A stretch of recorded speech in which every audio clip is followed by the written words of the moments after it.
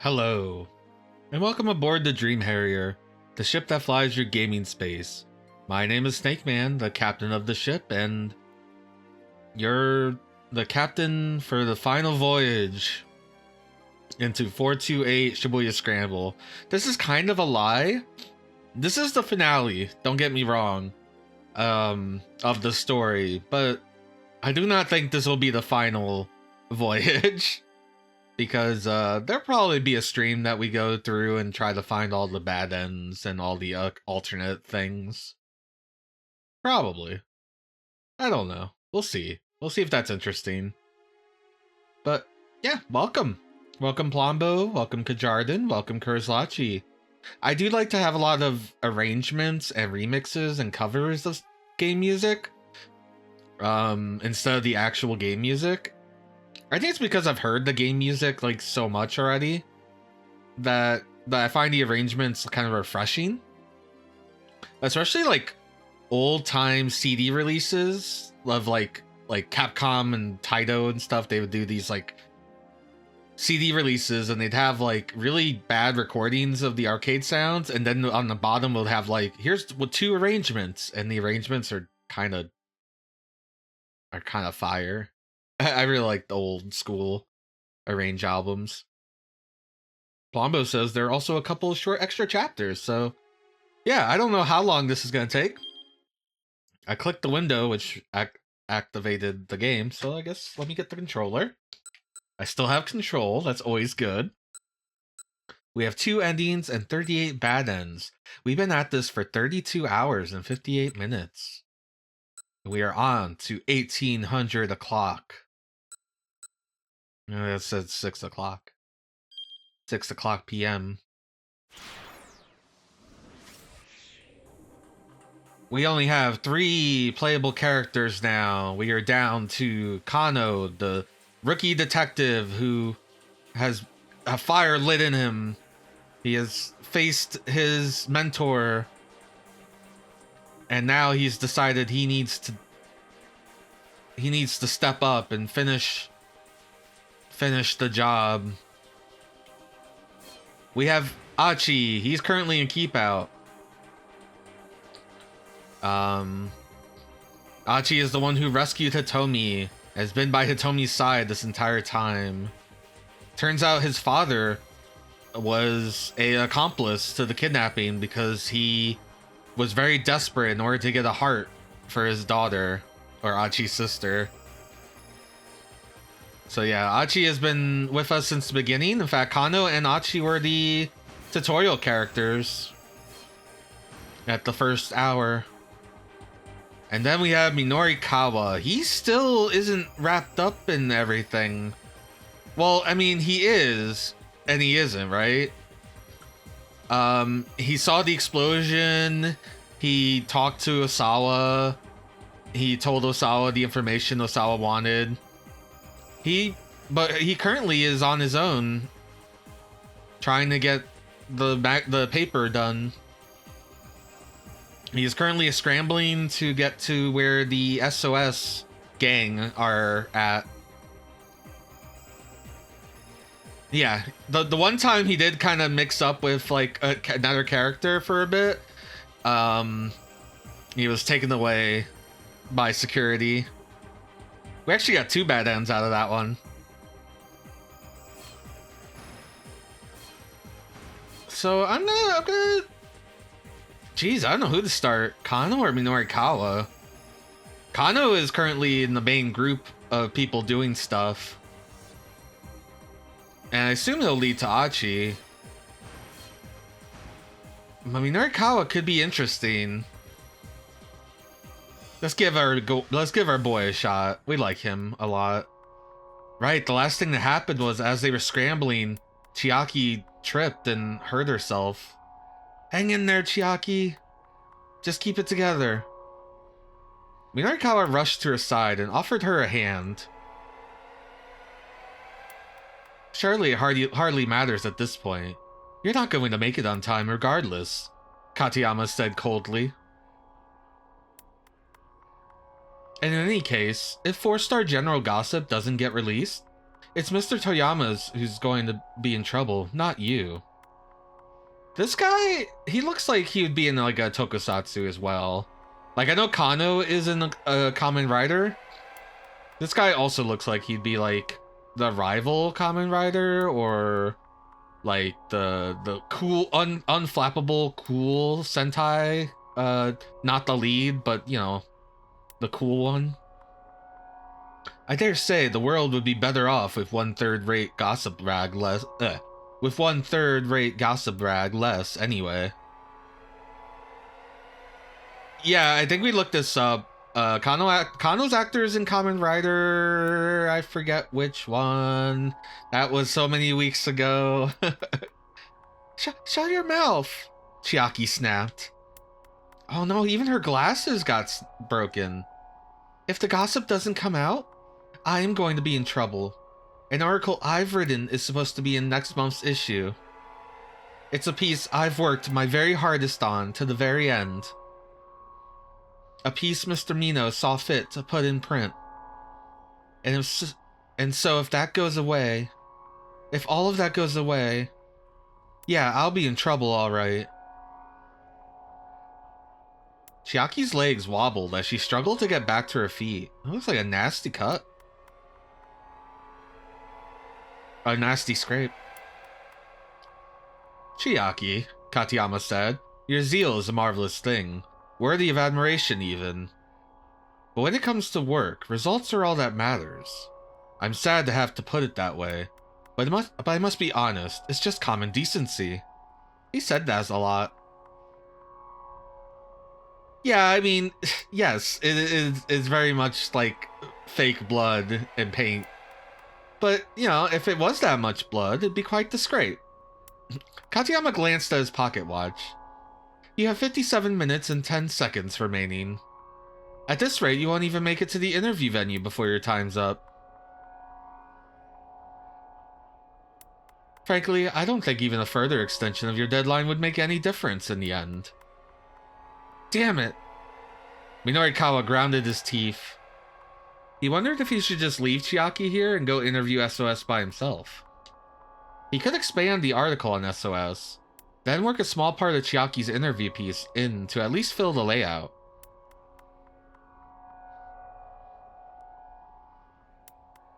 Oh, that's good for you. Right now, the single most important thing was getting the magazine out the door for Toyama's sake. Incoming! We got some raiders. Welcome, raiders. Welcome, Minoxie. How was God Hand? I popped in a couple times, but I was just lurking. Let me give you a shout out. Minoxie. Hello, Minoxie. Hello, what side are you on? How was God Hand? Did you like the Ball Buster? Ball Buster! Dragon kick your ass into the Milky Way. Milky Way. That's the credit music. I'm spoiling things for you. That's good. It's a hard game. I was scared to stream it because I know I would have a lot of people being like, what are you doing? Why aren't you sidekick canceling? What's wrong with you? And all this stuff. You're close to end of stage 4.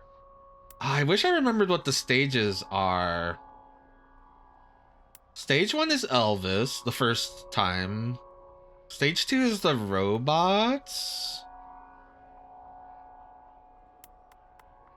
The stage 4 with the little Sentai guys. Oh, that's good. Yeah, World 1 is Gold and Silver, who are like the first wall. World 2 has the Mad Midget 5. Look, it was 2006 for God Hand. It's the one where you go inside a giant metallic crab. Yeah, well, welcome, Raiders. This is kind of a weird thing to come into. This is the final chapter in 428 Shibuya Scramble. This was originally a visual novel on the Wii.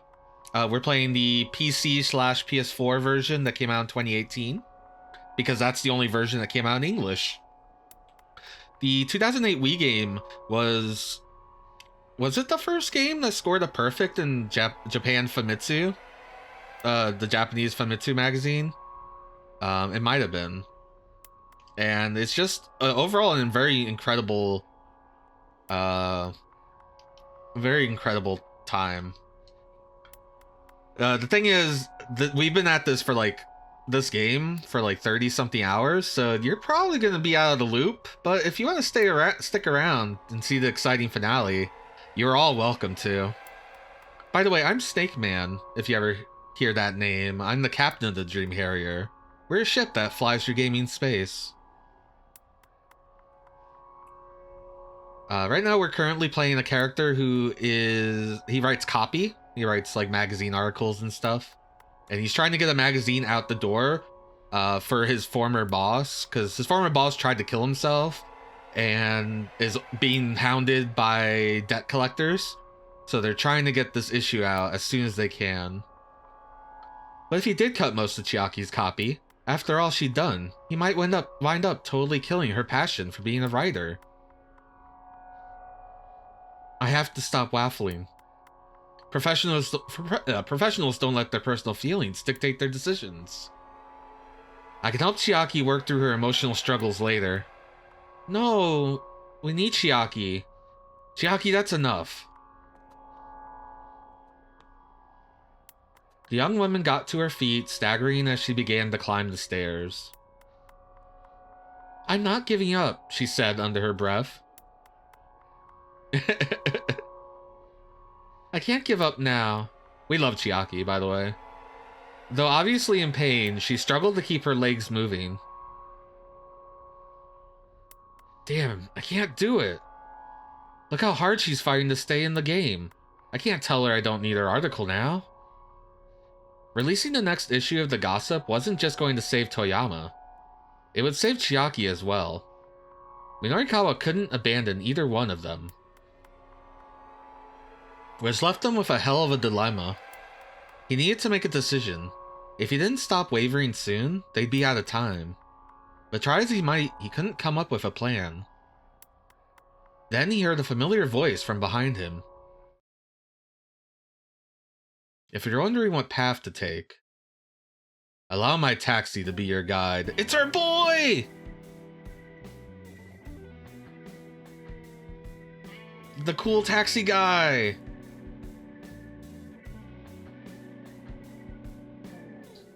Minorikawa spun around to see Kimazuka standing there. This game has excellent music, by the way. Where to, sir? The driver asked. Despite his polite demeanor, his pride was obvious. Mr. Kimazuka, I appreciate the thought, but with this traffic... Traffic? I see nothing of the sort. Okay, sure, but... Oh yeah, a lot of panic's going on because there's a lot of people trying to leave Shibuya because of bioterrorist activity. Minorikawa was well aware of Kimazuka's abilities, but the prospect of cutting through the chaos that currently filled the streets was more than a little daunting. When you know this town as well as I do, there's nowhere you can't go. Alright, what other choice do I have? Guess I gotta trust you. This will be my last request of the day. Minorikawa pointed down the street.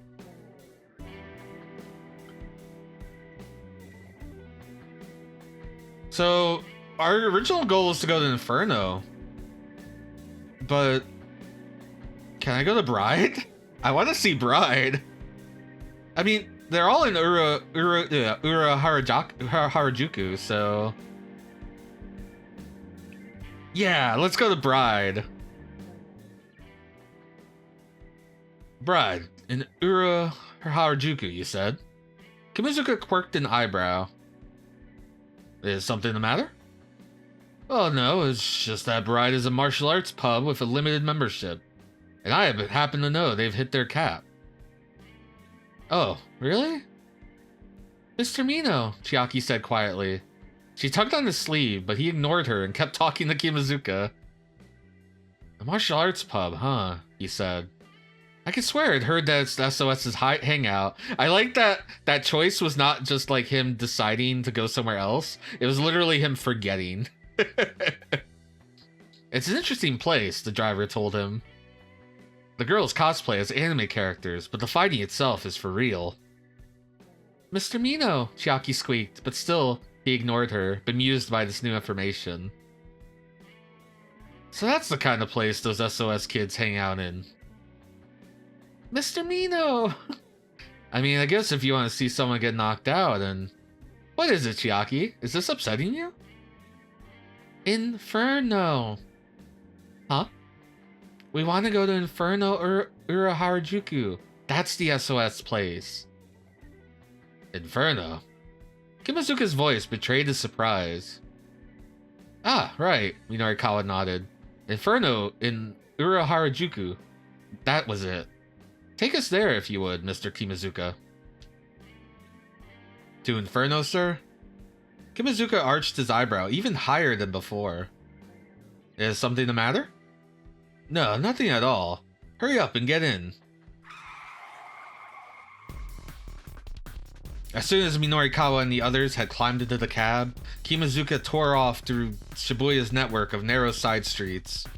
That seems dangerous. People walk those side streets. The passengers in the back seat jostled roughly back and forth to the sound of screeching tires. This is altogether far too excessive, Katayama murmured, wincing as his head bounced repeatedly against the window. To think we allow such inconsiderate driving here in this country. Chiaki, meanwhile, had opened her laptop and was somehow working furiously to finish her copy. What a trooper. The sound of her fingers clicking across the keys echoed within the vehicle. How's it going, Chiaki? Minorikawa asked. Just a little more. Her eyes were glued to her monitor, her face all seriousness. Kimazuka glanced over at Minorikawa.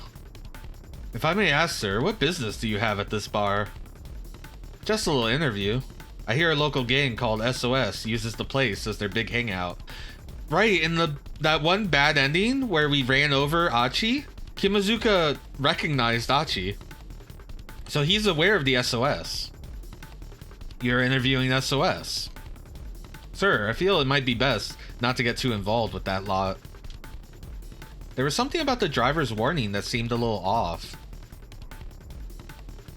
Do your taxi connections tell you what SOS is up to? Minorikawa asked. Originally, there was something of a vigilante corps, in the name of keeping the neighborhood clean and safe. But lately, I hear nothing but bad things about them.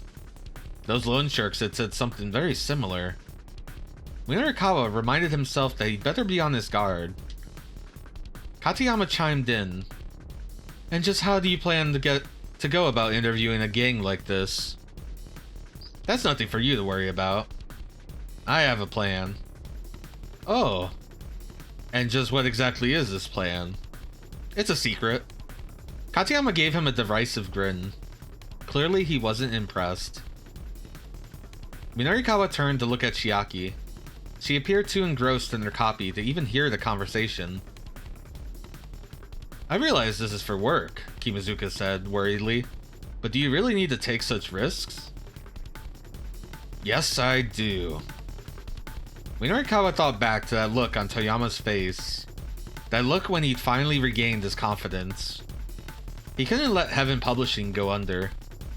Toyama provided the canvas on which Minorikawa shared his art with the world. Thinking about it now, Minorikawa realized he'd always been chasing Toyama's shadow. Though it was galling to admit, that man had been the ideal Minorikawa strove to live up to. That was why he'd hated seeing Toyama reduced to such a pathetic state. He wanted Toyama to remain indomitable, to keep busting down any and all obstacles in his own peculiar way. Still, Minorikawa wasn't about to voice these feelings aloud. He felt more than a little embarrassed to be taking it all so personally. When you take on a job, you give it 100% every time. That's what makes you a professional, he said. Wouldn't you agree? Pointing. I do indeed, Katayama chimed in. but you'll have to demonstrate that 100% in the limited time you have left. Which, by the way, is 51 minutes and 30 seconds. And I will not budge in the slightest on that submission deadline. Ace Attorney level pointing. Yeah, Minorikawa points a lot. Please do keep that in mind. The man took another look at his watch. I've got half a mind to break that thing, Minorikawa told him. Breaking my watch will not stop time. Minorikawa shot him a furious glare, but Katayama's composure was unwavering. The guy was unflappable, and the only way Minorikawa was going to be able to put him in his place was to meet his damn deadline. Easier said than done, though. He'd want to use 30 of the 51 minutes he still had to write his article. That only left him 20 or so to get the material. Kimazuka suddenly slammed on the brakes and the cab skidded to a halt. Minorikawa stared through the windshield in shock and saw a smallish, boxy minivan weaving erratically along the road. Whoa, look out, that thing's headed our way. Don't worry, sir, the driver replied. Just leave this to me. I wonder who's in that minivan. That has to be one of the other characters. Kimi is cool. Kimazuka dexterously steered them clear of the oncoming vehicle. As the minivan sped past, an eerily cold breeze wafted over the taxi. The vehicle is being driven by members of the Wandering Angels theater troupe. They are on their way to return the dry ice machine they used in their performance to Endo Electronics. The machine is malfunctioning, continually spitting out white plumes of carbon dioxide.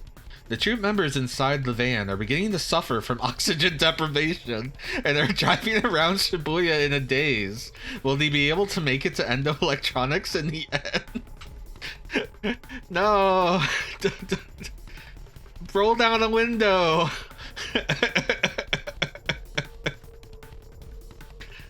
How's Shibuya survived with all these people? I'm trying to remember if he told him in this timeline. I don't think he did. I think when we went back to tell him, that ended in a bad end. So we never got to tell him. I think that's what happened. Because I remember him going like, oh, I have to apologize to Mr. Endo later. Or something like that. What the heck was that? Minorikawa asked. I'm not sure, Kimazuka said. But let's hurry on our way. Nimbly manipulating the gear stick, he stomped on the gas once more. What a professional. Kimazuka's the boss. Yeah, this is what happens before, like, this is the pre-Uber times, you know? Here we are, sir. This is what you used to get. They pulled up outside of a dilapidated old pool hall. This is a different place than... Yeah, this is a different place than the place that the terrorists were at. You're a lifesaver. Minorikawa clapped the hand on Kimazuka's shoulder. Just be sure to be careful, sir. Minorikawa nodded. Huh? What? Chiaki asked, looking up. What are we being careful about? Nothing, Minorikawa said. You just wait here in the car. You still got that copy to finish up, yeah? Well, yes. Alright then. Chiaki frowned, but resumed her typing. And you, wait here too, Minorikawa said to Katayama. But of course, that goes without saying. Incidentally, you have 49 minutes and 6 seconds remaining. Minorikawa did some quick mental math. This is a wonderful screen. I wish I could have this animated without the text. I just watched this clock slowly roll by. With the half hour he'd already set aside, that left him 19 minutes. However dangerous SOS might be, he couldn't afford to hesitate for even a single second. Aw, the clock stopped moving. Bracing himself, he stepped out of the taxi and headed for the pool hall. We're gonna deal with some ruffians. Phew. Minorikawa took a deep breath as he approached the grimy door. Here goes. He drew his leg back and gave the door a hearty kick.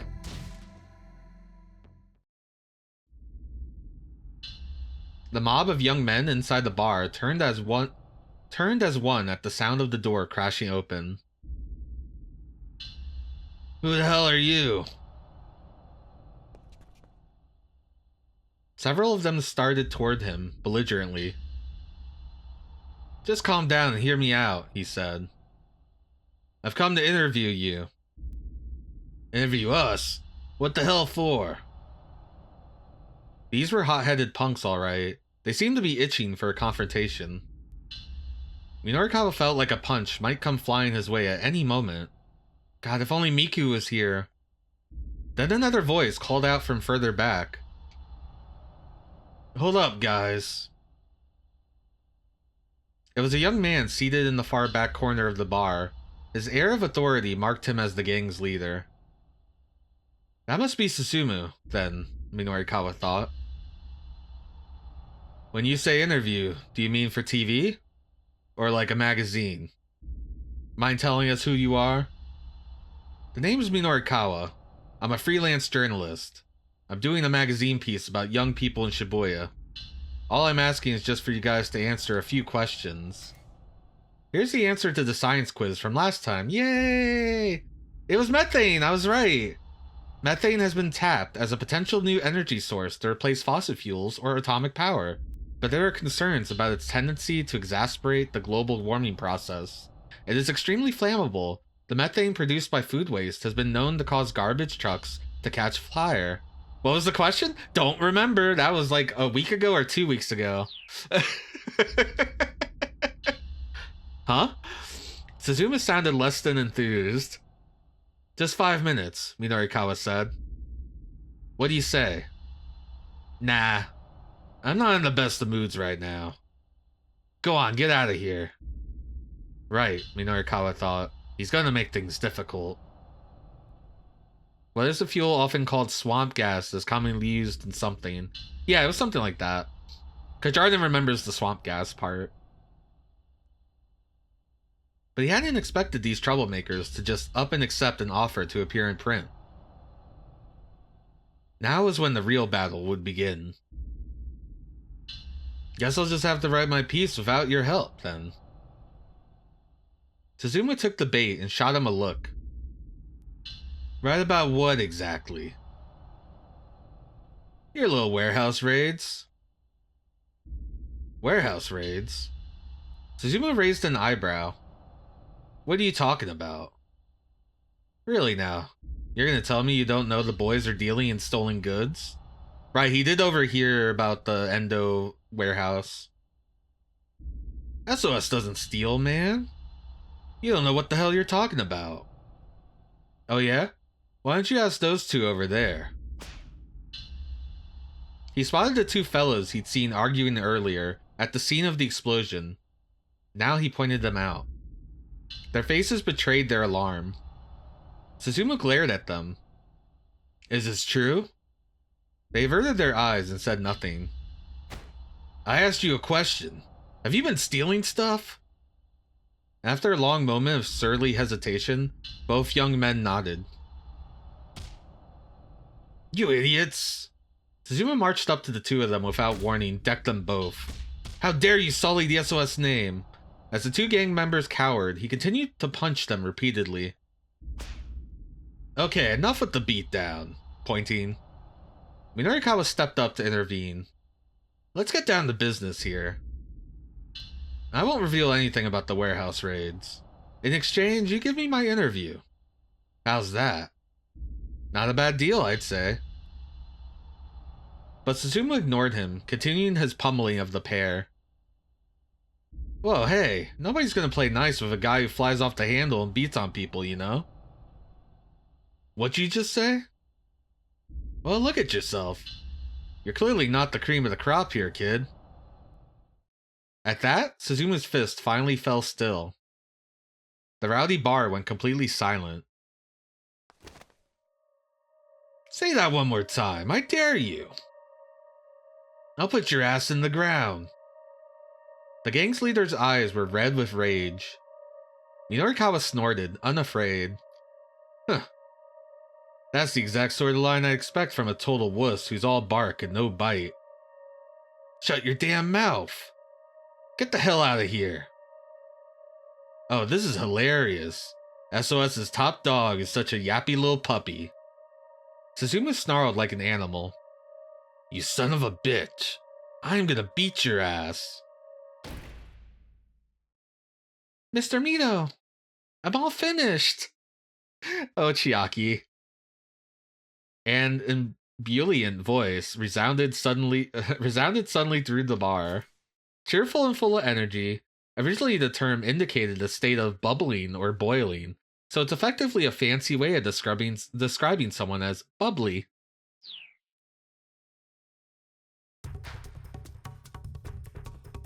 Chiaki?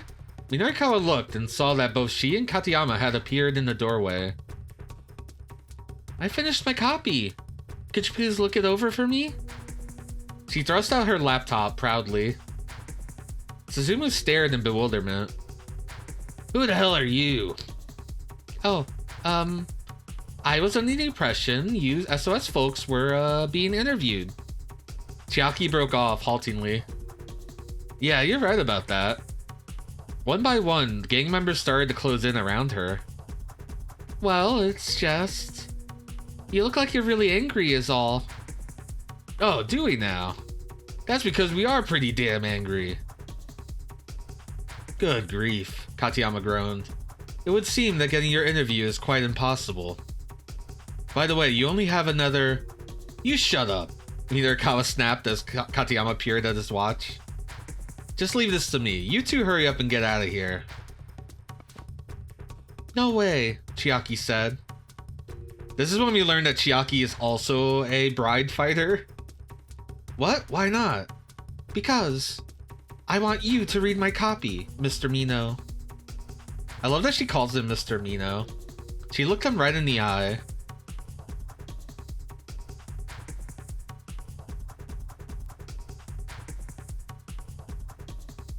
What do we do? This was no time for an editing session. He had to wrap up the SOS interview, and fast.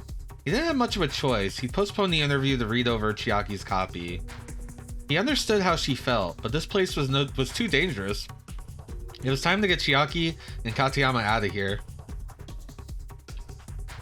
Let's wrap up this interview then. There was no time for an editing session.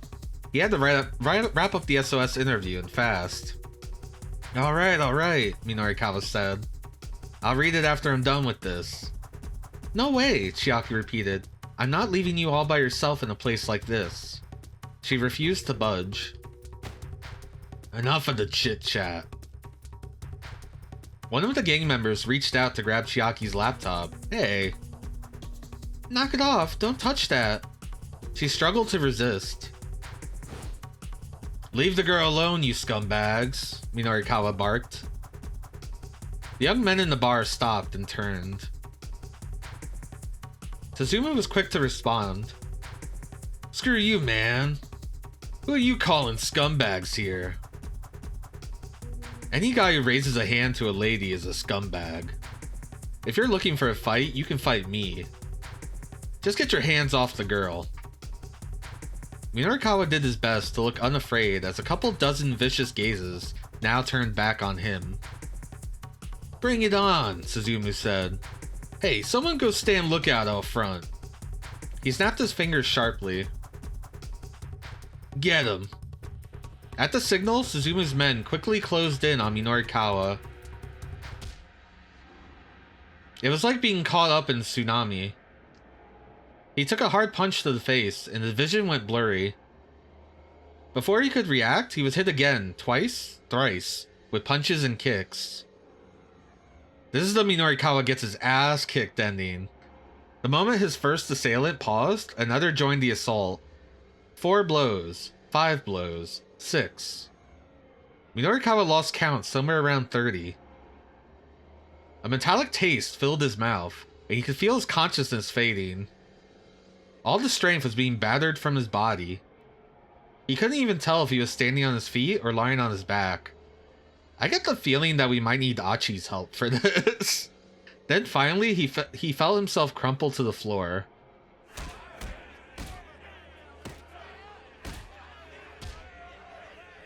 Even then, the beating did not let up.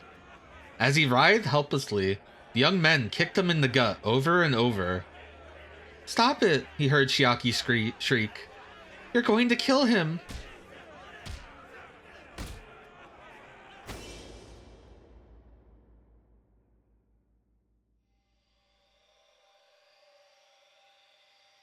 This is a wonderful photo.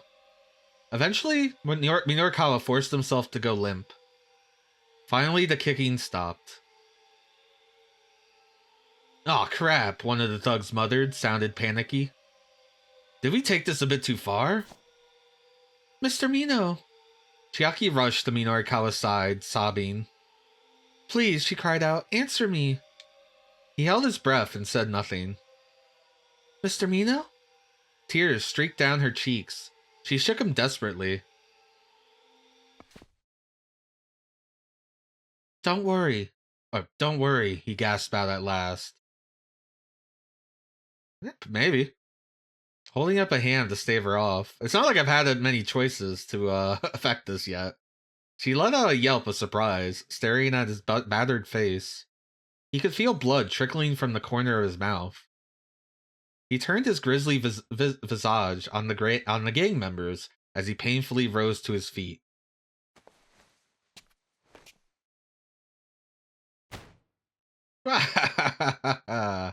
Abruptly, Minorikawa broke into peals of mocking laughter. Mr. Mino?" Chiaki stared at him, aghast. He only laughed the harder. "It seems he took a few too... Or maybe that's the gang member. It seems he took a few too many blows to the head. The poor thing." Oh, and that was Katayama. I was right, originally. "It seems he took too many blows to the head. The poor thing." Katayama averted his eyes, unable to watch. Minorikawa shot out an accusing finger out at the crowd. Point. "Looks like I win this round." What? Suzumu blinked, dumbstruck. "Don't you get it?" Minorikawa said thickly around his bruised tongue. "What am I saying? You're a bunch of idiots. Now then, if you'll pardon me." "Oh, I get it. I get it." Minorikawa was halfway to the exit when Katayama's explanation rang out. "You were planning all along to let these guys beat you up, huh?" Minorikawa jerked to a halt, his shoulders trembling. "You knew they'd turn down the interview. And so by letting yourself get beat up, you'd have something to put in an article, yeah? It's a bit bogus, maybe, but I guess it's one way to get material to fill your pages." Minorikawa broke out into a cold sweat. "Shut up, you idiot!" But Katayama continued with his oh-so-brilliant analysis. "You sure pull a fast one on the gang here. I wonder what sort of headline your piece should have. The Twilight of Shibuya's legendary street crew. Former vigilante squad, now mere gang of common thugs. Something like that, maybe?" Suzumu stared daggers at Minorikawa. "Go on. I dare you to write that up. Then we really will put your ass in the ground." He moved to block the path to the door, clutching a broken beer bottle in one hand. "You moron," Minorikawa bellowed at Katayama. "I was this close to pulling it off." "Ah, oh, that's a shame, isn't it?" Katayama replied. Minorikawa rolled his eyes. "Gee, you think?" Suzumu slowly advanced on them, beer bottle at the ready. "Incidentally," Katayama said, "you have 40 minutes and 7 seconds left. Good luck." Minorikawa hung his head. Was everything futile at this point? Huh? Oh, that door opening noise happened the second I hit the button to highlight futile. Hopeless, pointless, ineffectual. Not to be confused with feudal, which refers to the socio-political system of the Middle Ages involving lords and vassals and fiefdoms. Katayama is just... he's just pure asshole. And that's just who he is. Alright, cool your jets. I'd say that's quite enough. Is it Achi?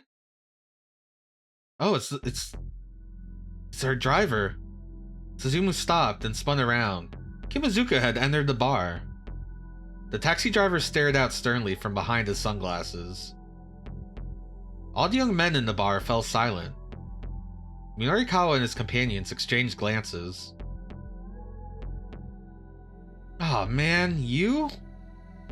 Suzumu's face twisted up in an awkward embarrassment. Kimazuka's tone was light and playful, but intimidating nevertheless. Whoa, hey now. That's no way to address your teacher. Whoa! Teacher?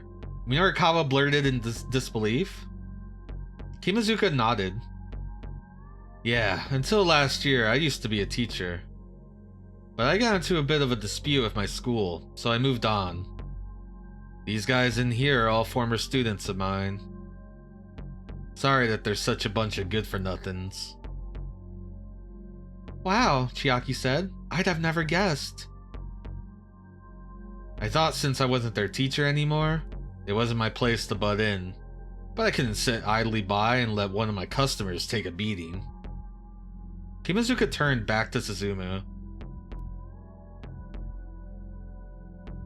This guy totally played you. Every last one of you. Suzumu bit his lip in frustration.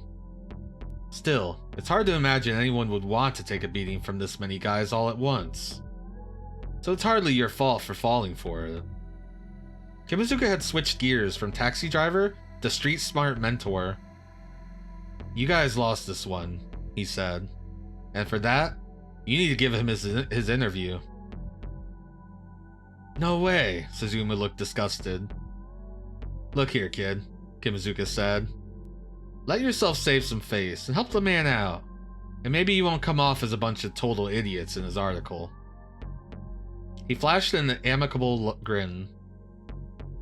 Well, when you put it that way. Fine, alright. Suzumu blew out his breath in resignation.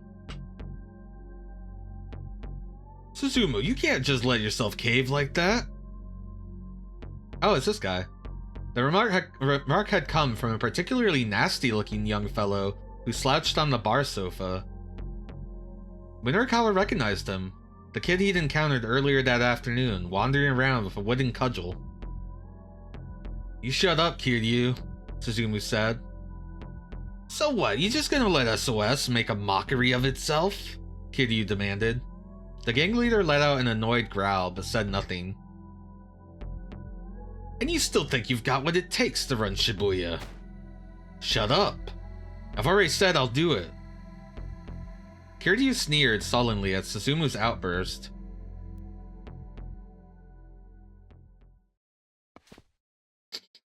Mr. Mino, see, look at her laptop. Isn't she wonderful? Even her laptop is wonderful. Minorikawa was just letting out a sigh of relief at being able to get his interview when Chiaki scurried back up to him. Please, can you read my copy now? Her face showed a strange mixture of confidence and unease. Alright, he said resignedly. Let me see it. The proofing deadline was drawing steadily nearer. Still, if the piece wasn't good enough, he'd have to make her rewrite it again. He wasn't going to compromise on quality. This is a man that has...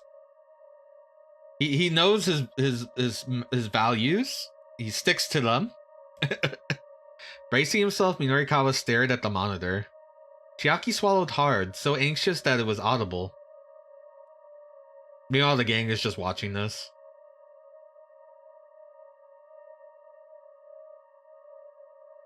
Piggy. Minorikawa gave the piece a fast once-over, then read it again more closely. When he was done, he closed his eyes, considering. Chiaki held her breath, waiting for his response. It's okay. She looked back at him blankly for a long moment. Really? It's really okay. Is it really okay? It really is really okay. Minorikawa watched in surprise as she broke down in tears. Oh, thank you so much. Chiaki bowed profusely. He gave her an affectionate little ruffle atop her head. She wiped at her face with her palms, scrubbing the tears away. So I guess I really never told you what sort of articles I want to write and all. No, I don't think you have. Well, I mean, I want to write socially conscious exposés like you do, Mr. Mino. And so, to hear you say that an article I wrote is okay, that makes me really, happy, I guess. Or maybe moved. Her eyes were still bright with emotion. Well then, really? There was actually another writer who took inspiration from his work, and who strove to be like him. Minorikawa had never thought a day like this would come. It was a peculiar feeling. He'd always been the follower, chasing after interviews in order to be more like Toyama. It made him feel both bashful and proud that the skill and soul he'd honed might be passed on to the next generation. Chiaki did it! Right, I should be off. Oh, that's Kimazuka. Right, I should be off. Kimazuka gave Minorikawa a slight nod. Minorikawa returned the gesture, but more deeply. You really have been a tremendous help today. I'm not sure where I'd even be right now if you hadn't been there for me. Ah, no, not at all. I was just driving a customer around to where he asked me to go. Oh, that's right. I still owe you a fare. Opening his wallet, Minorikawa saw he had only a 10,000 yen bill. Still, now was no time to be frugal. Keep the change, he said as he handed it over. But even as he said it, Kimazuka was already handing him some money back. Here, I insist. The driver had already counted out the exact change in advance. You really are a pro, huh? Minorikawa took the money and stuffed it into his pocket. God, what a badass. We'll meet again. Somewhere out there on the streets of Shibuya. Kimazuka pointed his index finger at Minorikawa's face. He's pointing back at him! Minorikawa responded in kind. This is Yaoi. After that, the interview with SOS went off without a hitch. Now that the tension was diffused, these guys were just a bunch of ordinary young guys. The juxtaposition of their appearance and their behavior would make for an interesting piece. So, about what you said earlier, Suzumu said once Minorikawa had finished his questioning. About how I'm not the cream of the crop. Ah, yeah, that. I just said to get you worked up, don't worry about it. Well, let me just ask you what you really think then.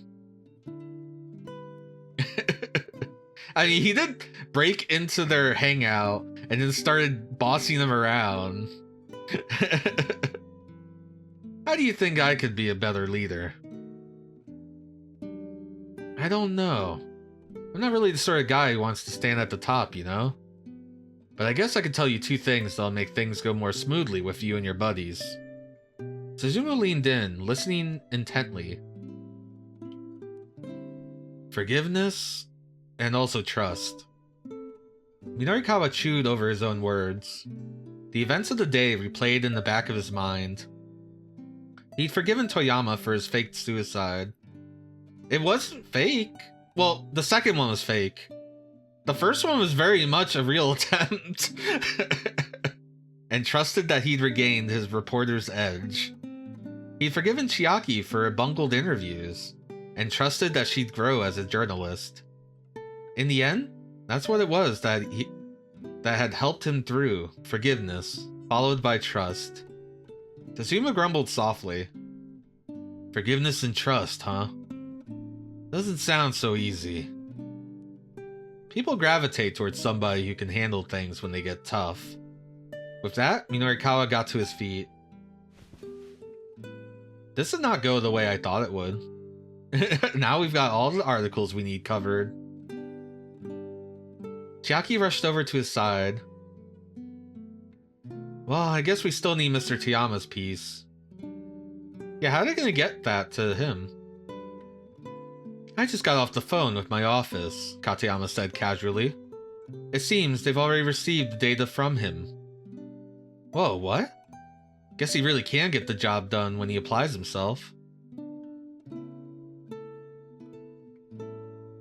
Minorikawa felt an inner surge of pride. Now then, he indicated Katayama. How much time do we have left? 30 minutes remaining, Katayama replied.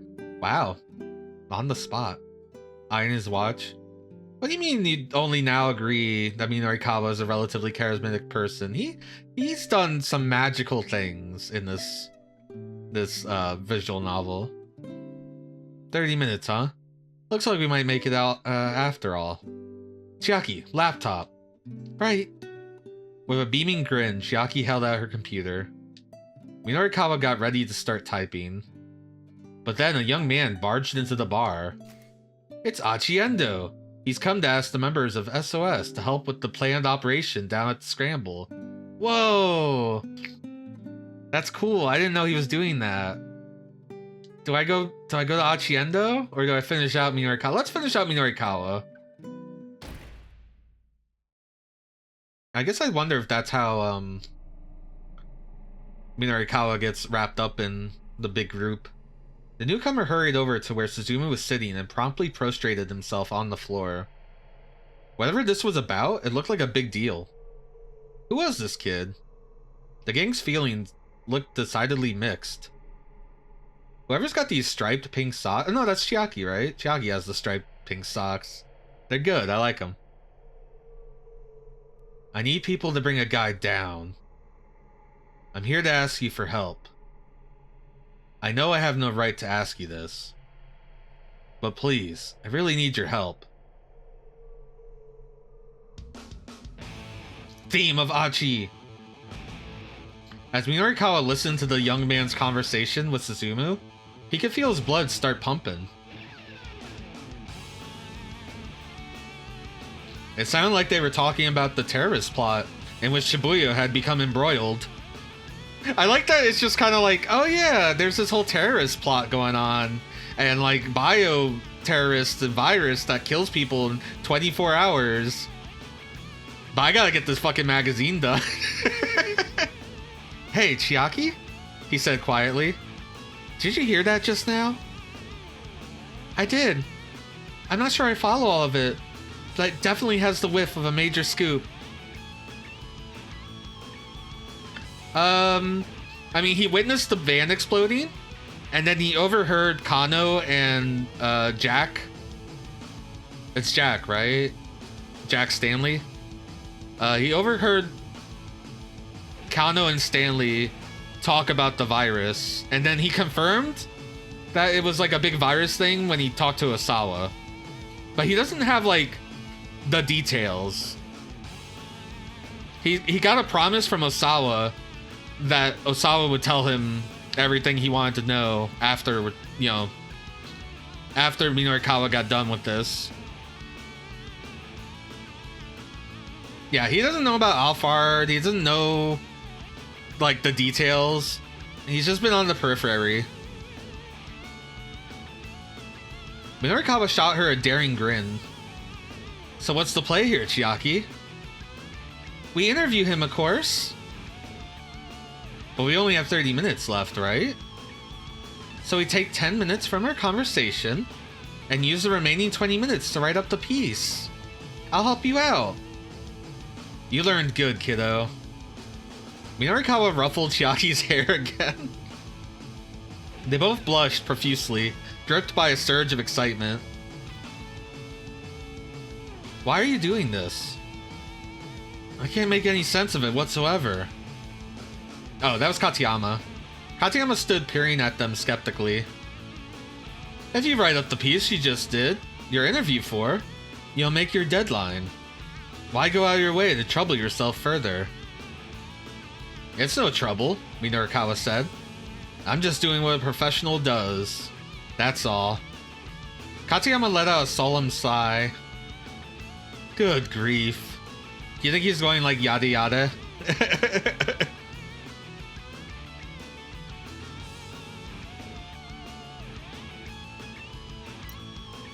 Hell yeah! He looked at his pocket watch again, then snapped it shut. Well, if you aren't concerned about the time, then do as you like, I suppose.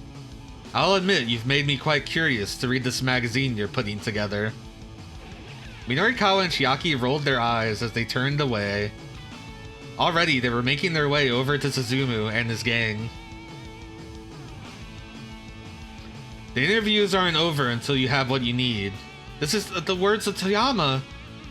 You refuse to let them be over. You spend every last second you have to do the best job you can. That's what being a professional journalist is all about.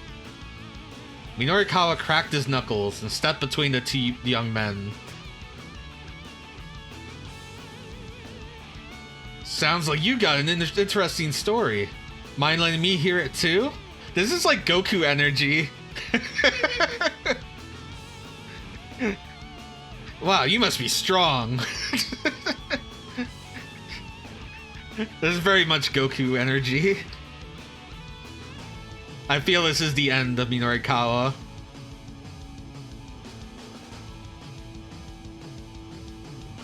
Yep. We hit Minorikawa's ending. End of his story, and...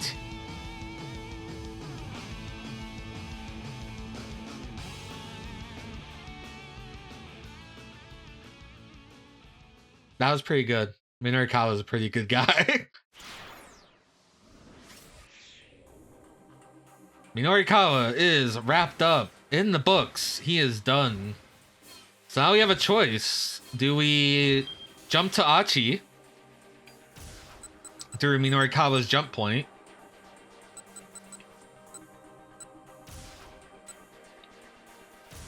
Or do we check out Kano? I get the feeling Kano is going to run into a... I have a feeling between Kano and Achi, these two, because they're the last two left, are going to be running into keep outs and having to make choices for each other. So let's jump to Kano real quick. So how this game works, for those that just joined us, is that there are multiple characters. So I'll go back to like... here's 15 o'clock, right? And we have Kano, who is a detective. We have Minorikawa, the writer. We have Achi, who we just saw enter the bar. He's the former leader of the SOS. Then we had a girl named Maria, who had amnesia. And she is the twin sister of Hitomi. And Hitomi is like the main target that the terrorists want to get their hands on. But they were using Maria as bait, as well as using her to cause chaos, because she is infected with a virus that is very... it's 100% mortality rate. And once she goes symptomatic, everyone she comes in contact to will get it too. So she's essentially putting Shibuya at risk. But she didn't know that. Then we have Osawa. This is actually the father of Hitomi and Maria. The plot starts with Maria being kidnapped, and Osawa is dealing with that kidnapping. But then it starts shifting to him getting emails showing him illegal testing of his antiviral and things like that. He's a virologist. He's trying to make the cure for this disease. And he has antibodies. He actually injected Hitomi with them. Hence why the villains want Hitomi. They want her blood. So we originally had 5 characters, and now we're down to just 2. And these are the 2 we started the game with in the first hour. So it's very fitting. So we're jumping back in time. Kano's cell phone rang. He saw Kuze's name on the display. Kano speaking. What the hell are you doing? The director's voice was shrill with irritation. What's the situation with Maria Osawa? I have her in custody, sir. We need to get her into quarantine immediately. I'll send a counter NBC terrorism unit to pick her up. A public safety mobile investigation unit belonging to the Tokyo Metropolitan Police Department Public Security Bureau. The acronym NBC refers to nuclear, biological, and chemical threats. The unit not only gathers information and investigates terror incidents that make use of these means, but also deploys relief and safety restoration measures. What's your location? Sir, the situation's a little complicated at the moment, Kano replied. He and Stanley made eye contact. Kano gave him a knowing nod. He knew what he needed to do here. He briefly informed Kuze of the plan to take Maria to the laboratory, but was careful not to mention Alphard. Please, sir, Kano said, bowing reflexively to the phone. Let me handle this. Absolutely not, Kuze exclaimed. There's no way I can allow that. Maria Osawa needs to be going quarantine right now. The act of placing infectees in isolation, such as in a medical treatment facility, in order to prevent the spread of infection. For viruses capable of airborne transmission, an airborne infection isolation room, or AIIR, is sometimes used, which employs negative air pressure to ensure that air from within the room does not leak outside. Kano is definitely a bows to the phone kind of guy. Sir, please, just give me a little more time. Giving her the antiviral is the only way we can save her. If we put her in quarantine, it'll be a death sentence. Kuze let out a growl of frustration. Kano, this isn't your decision to make. Kano had run out of arguments. It was clear that Kuze's only concern was stopping the spread of the virus. Director Kuze, are you just going to let Maria Osawa die? We can't put the lives of everyone in Shibuya at risk in order to save a single person. I know that, sir. That's why I'm asking you to please let me go to that laboratory. And if it looks like we're not going to be able to hack the password, then at that point, a quarantine can... Kano! Kuze snapped. I'm giving you an order. And I'm not accepting that order. Listen, Kuze said. How many years have you been a cop? What do you mean by that, sir? Kuze didn't reply. Is this an order from up top? What's going on here, sir? Please, I need some kind of explanation. Stop it, Kuze said. You sound like a child. This is dereliction of duty. Call me a child if you want, but I'm not following an order that I know isn't right. Kano punched the end call button with his thumb. From an objective standpoint, maybe Kuze was right. They needed to think about more than just Maria. If the UA virus spread through Shibuya, it would be a nightmare of epic proportions. Dude, good luck trying to get Maria away from Kanan, right?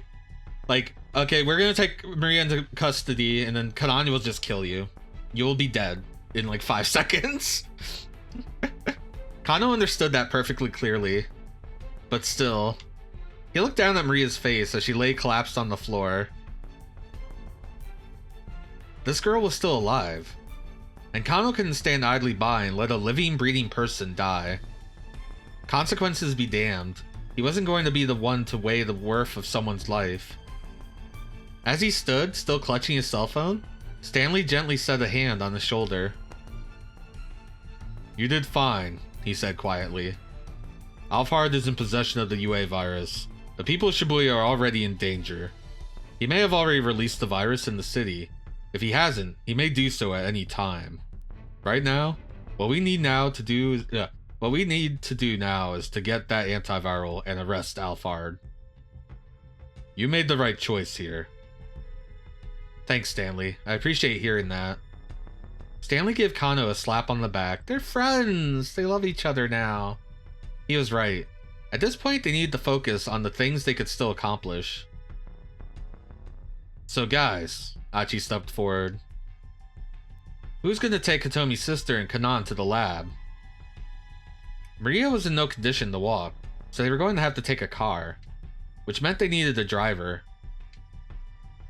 Now, I only have a motorcycle license, Achi said, and I don't know where the lab is anyhow.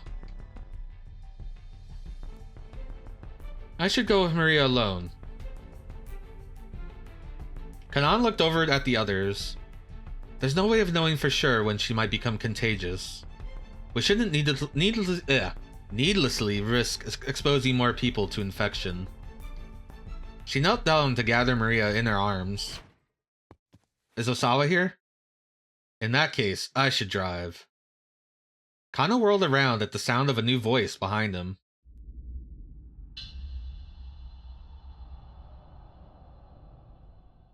Oh, it's Tatano. Tatano was standing in the doorway. You. Achi's face went red with rage. We have a keep out for Achi. We could do the Achi's thing now. That means that probably that other jump is for later, right? Interesting. I kind of want to keep with Kano.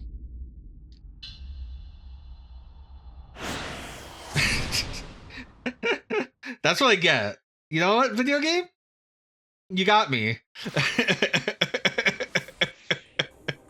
So what happens with a keep out is we can't play that character anymore, and we need to find a jump to get to another character.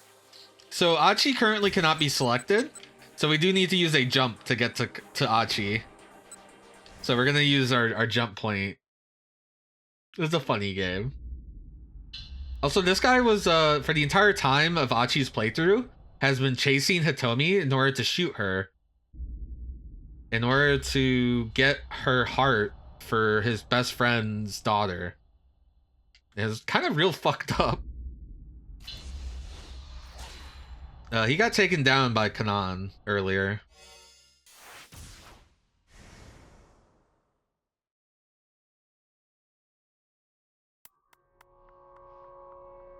You, Achi snarled. In the doorway stood the man with the cane. Detective Tatano? Tatano. Kano and Daisuke spoke simultaneously. Now, at last, Achi had a name for the assassin. It was a name he felt he'd heard somewhere before. You son of a bitch, Achi roared. What the hell are you doing here? Tatano bowed his head profusely. I am truly sorry. You're sorry? Sorry don't cut it, man.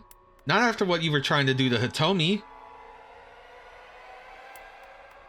I don't expect you to forgive me, and I intend to turn myself in to be punished for my crimes.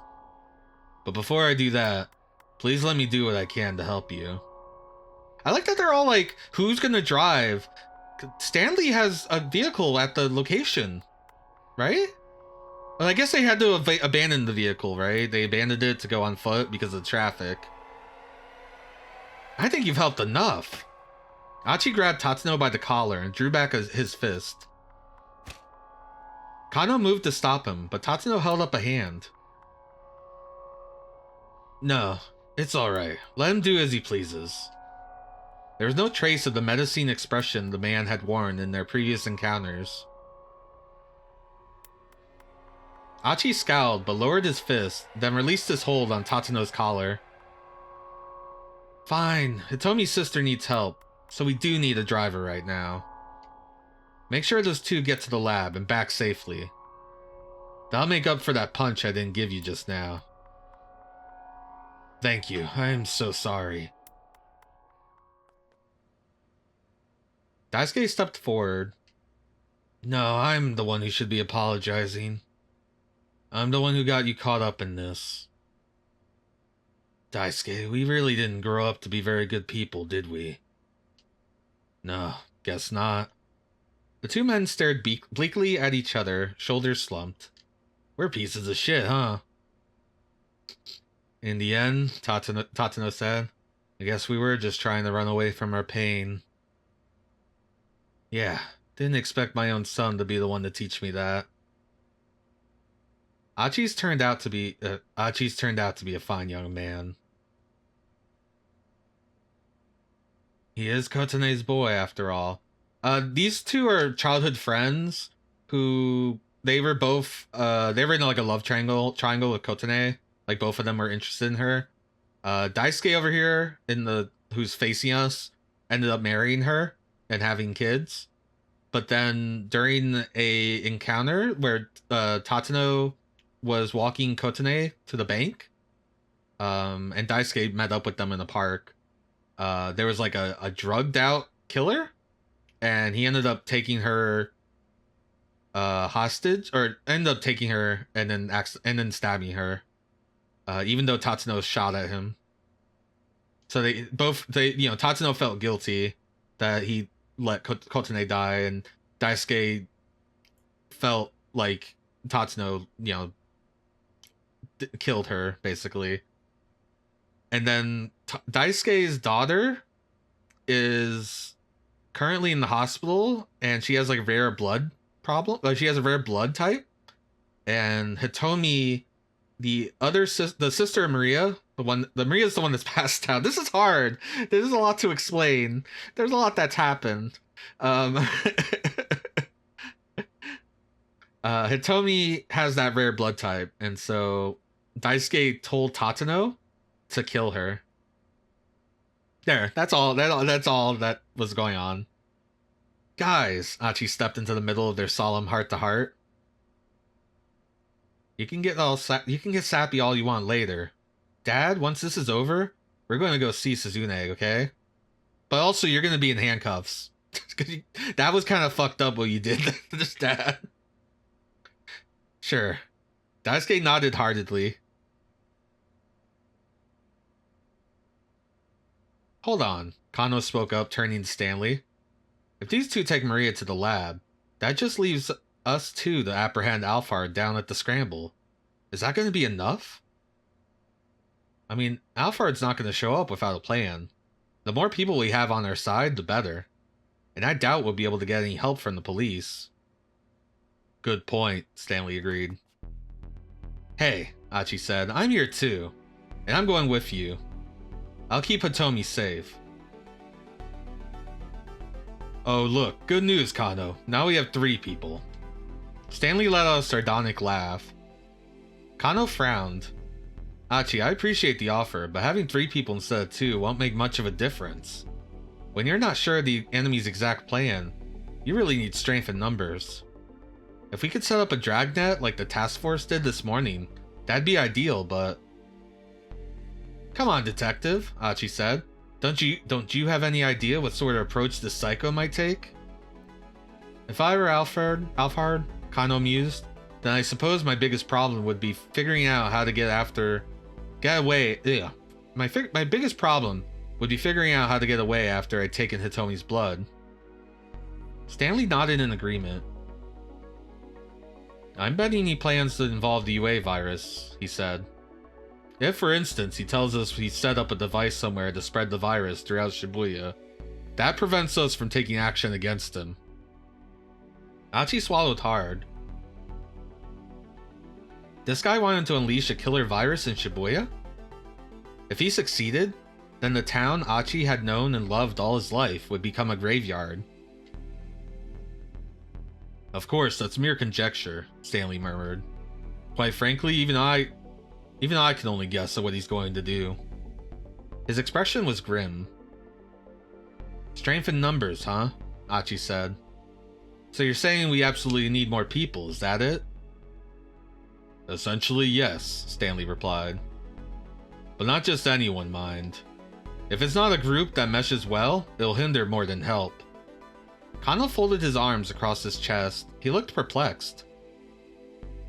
People who mesh well together, huh? Achi had an idea.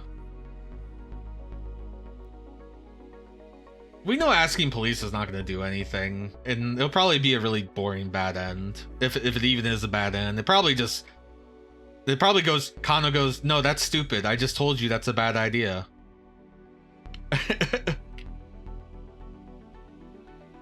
I think right now they were lacking leadership, the SOS, right?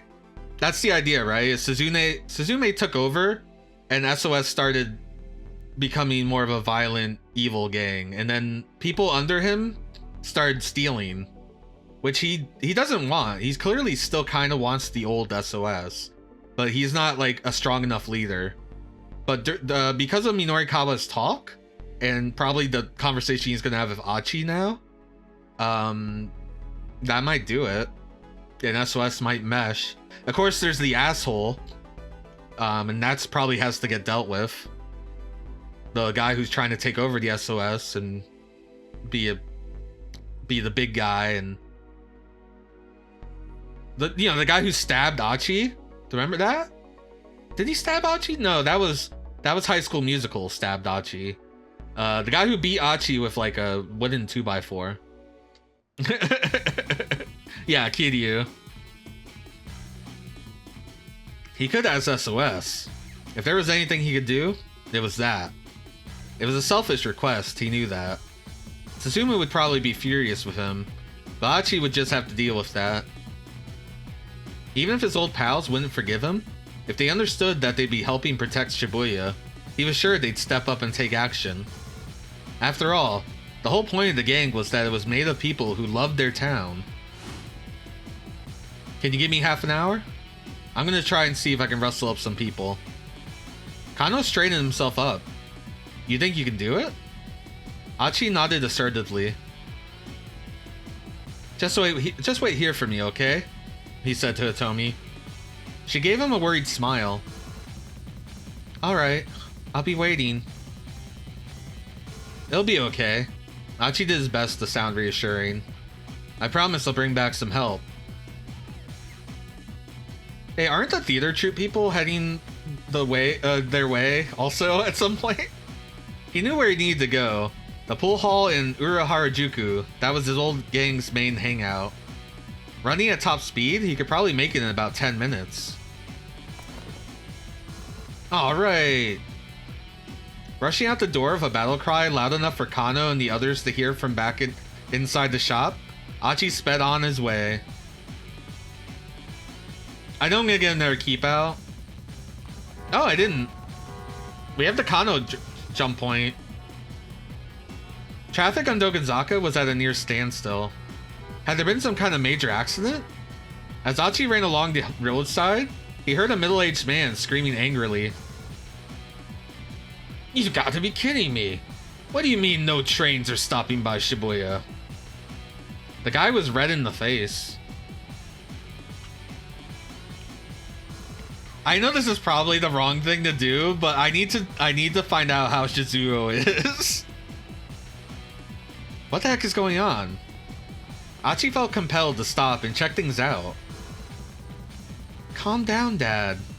The young woman with the man must be his daughter, then. How am I supposed to do that? You heard what the boy said. We have to get out of here, out of Shibuya right away. Whoa, Achi got a look at the young woman's face. She was gorgeous. He had the feeling he had seen her on TV before or something. She was probably an actress, but he couldn't recall her name. Well, Achi muttered to himself, you might be pretty, but you're no Hitomi. Once more, he broke out into a run. There was a whole bunch of people walking in the direction of Route 246. It looked like folks really couldn't use the trains right now. Was this some consequence of Maria being infected with the UA virus? Then I better hurry. We're the only people who can fix this. That was really in character for Achi. Yeah! With another cry to pump himself up, Achi bolted down the sidewalk, counter to the throng.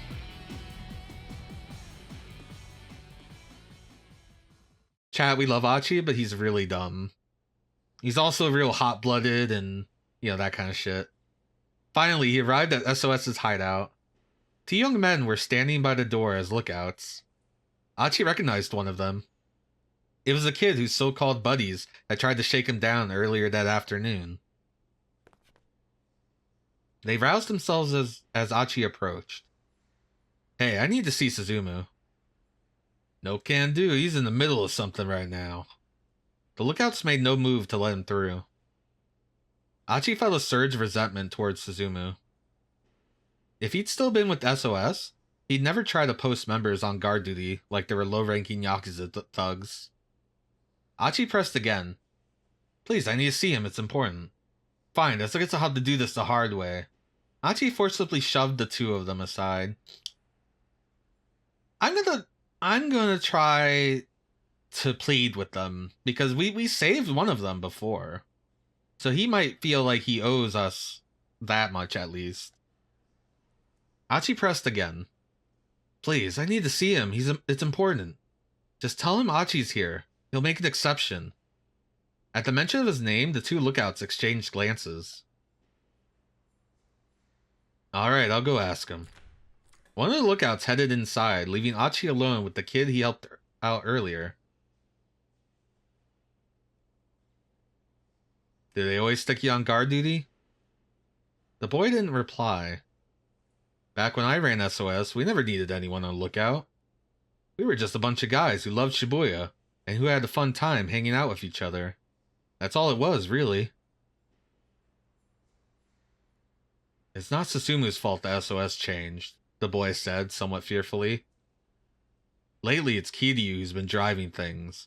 See, Kiryu, like I said, Suzumu is a weak leader right now, and so Kiryu has been stepping up in his place, and has been driving SOS to be, you know, what they are now. Kiryu? Oh yeah, that guy. Achi recalled his earlier run-in with him. The guy was an arrogant bully. In a past life, he beat the shit out of me and killed me. Kiryu's planning to steal Suzuma's throne. What for? The boy took a nervous look at the door before hurriedly continuing. He's trying to expand SOS's influence. And he's got a lot of people on his side. Right now the gang is kind of split into two factions. Suzuma's guys and Kiryu's guys. Finally Achi understood what was going on. The gang members had all been acting so weird because they were caught up in some kind of eternal struggle. Kiryu goes around recruiting new followers by force. And if he doesn't like you, he dishes out punishment. This month alone, he sent 8 people to the hospital. SOS is a total mess, man. This plan of mine might not work after all. Achi felt a sinking sense of despair.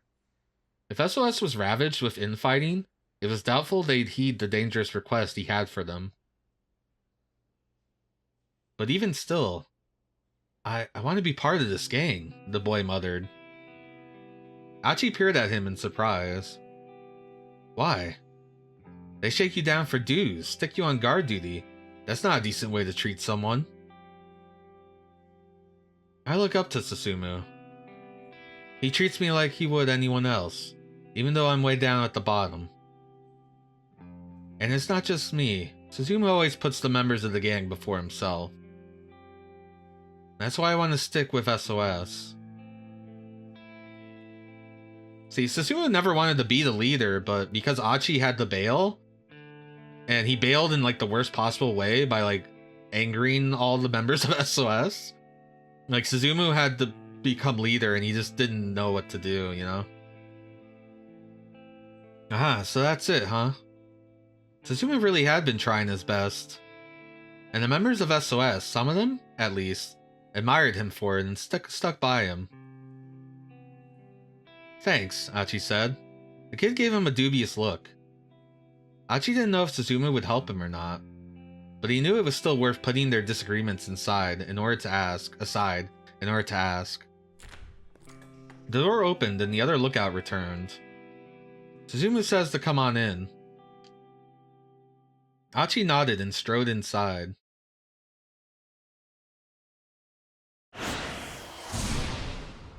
Well, we do know we have a keep out for that.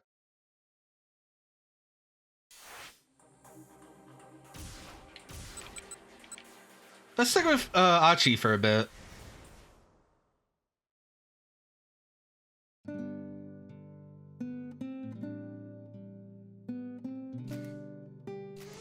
It's Achi Endo.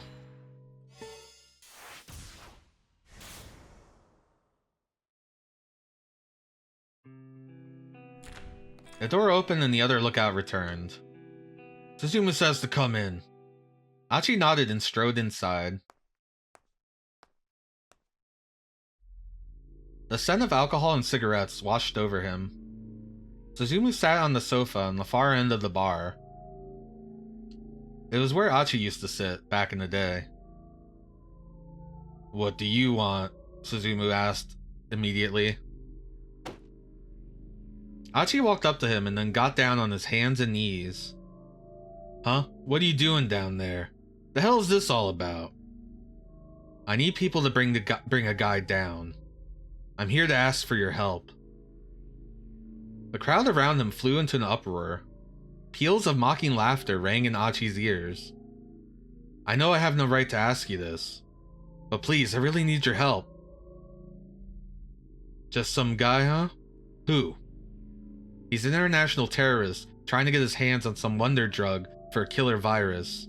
If we don't catch him, somebody I know is going to die. And that's not all. He might try to unleash the killer virus here in the city. Suzumu burst out laughing. This some kind of joke? You alright in the head there, Achi? The other gang members followed his lead, unleashing another storm of mockery. This is a great photo of Suzumu. The laughter continued for quite some time.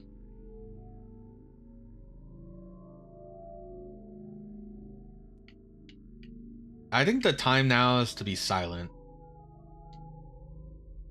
Achi said nothing. Speak with your eyes. He endured the ridicule and simply stared up at Suzumu. As patiently as he could, he waited for Suzumu to give the proverbial nod. Finally, the laughter subsided and Suzumu crouched down and got in Achi's face. Is that how you go about asking someone a favor? Suzumu growled menacingly. If you have a problem with me kowtowing like this, I can apologize some other way, all you want. But don't you care that I just told you Shibuya is in danger? Achi's voice was unwavering. But face it, Suzumu, isn't Shibuya the reason everyone here hangs out with each other? If you're telling me you don't want to keep your town safe, then I won't ask you guys for anything again. I withdraw my request. The two glared into each other's eyes. Then, before Suzumu could reply, an odd man stepped in between them. I like that we have a jump point to Minorikawa's ending, essentially. Sounds like you've got an interesting story, he said. Mind letting me hear it too? You again? Didn't you already get your interview? Suzumu rolled his eyes.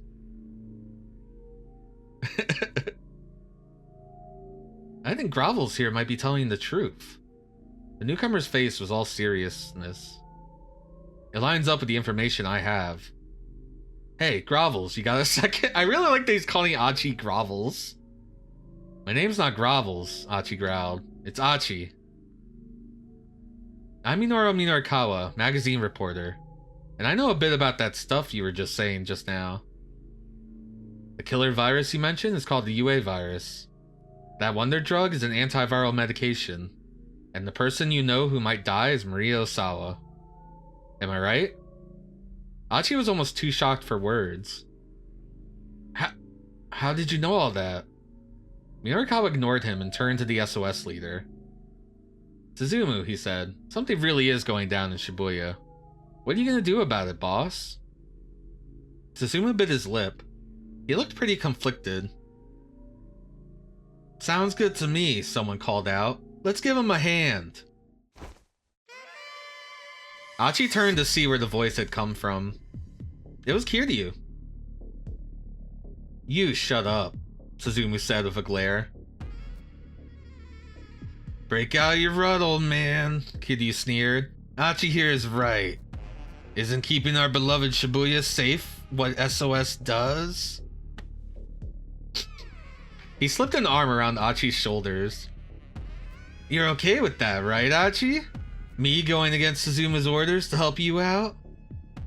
Kiryu's lips pulled back in a broad, unsettling grin. But first, we haven't finished business, you and I. I mean, I'm willing to lend a hand even though you ditched the gang and all. But first, we gotta settle our score here and now. You understand, don't you? Yeah, you're right. Kiryu grinned hungrily. It's guillotine time! A bunch of the gang members started up an eager clamor at Kiryu's pronouncement. In a matter of moments, Achi is grabbed from all sides and hoisted up onto a pool table. A dozen young men held down his arms and legs, positioning him so that his head jutted out past the table's edge. Kiryu brought out a steel pipe nearly a meter long. It was caked liberally with dried blood.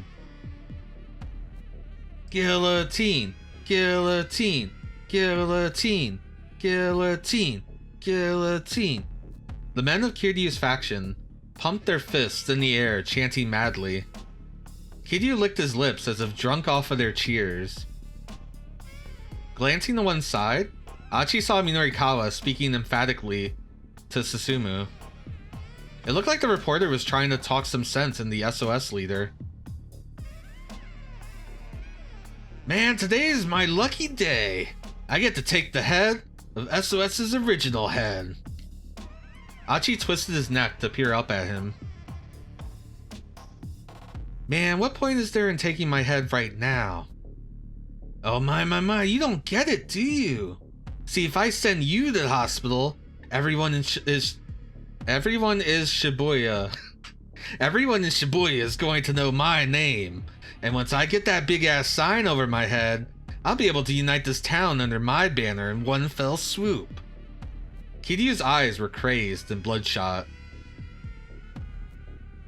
Then that's all the more reason for you to do what as I'm asking. If you want to unite Shibuya, you have to protect it first. But if you think you need to take my head to do that, then go right ahead. Even if these guys were all like Kiryu, if this many of them actually showed up at the scramble, they'd be able to do far more than Achi could hope to by himself. They'd probably take the drug for themselves. The ultimate goal was to capture Alphard. Achi didn't care how they made that happen. He was just sorry he wouldn't get to see it through, to protect Hitomi to the very end. How are they gonna know where to go and what to do if you're knocked out? Like, they kind of need you as you're the only one with, like, the actual information. What are they gonna do? Show up in Shibuya and be like, alright, now what? I think that guy looks like a terrorist. Achi would probably just brace himself, because Achi's dumb. Go on, do it. Achi braced himself.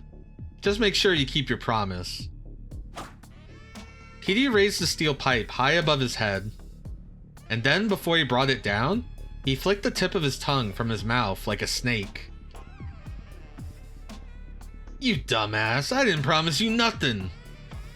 Achi strained in sudden panic, but his limbs were pinned down too forcibly for him to have any hope of avoiding what was to come.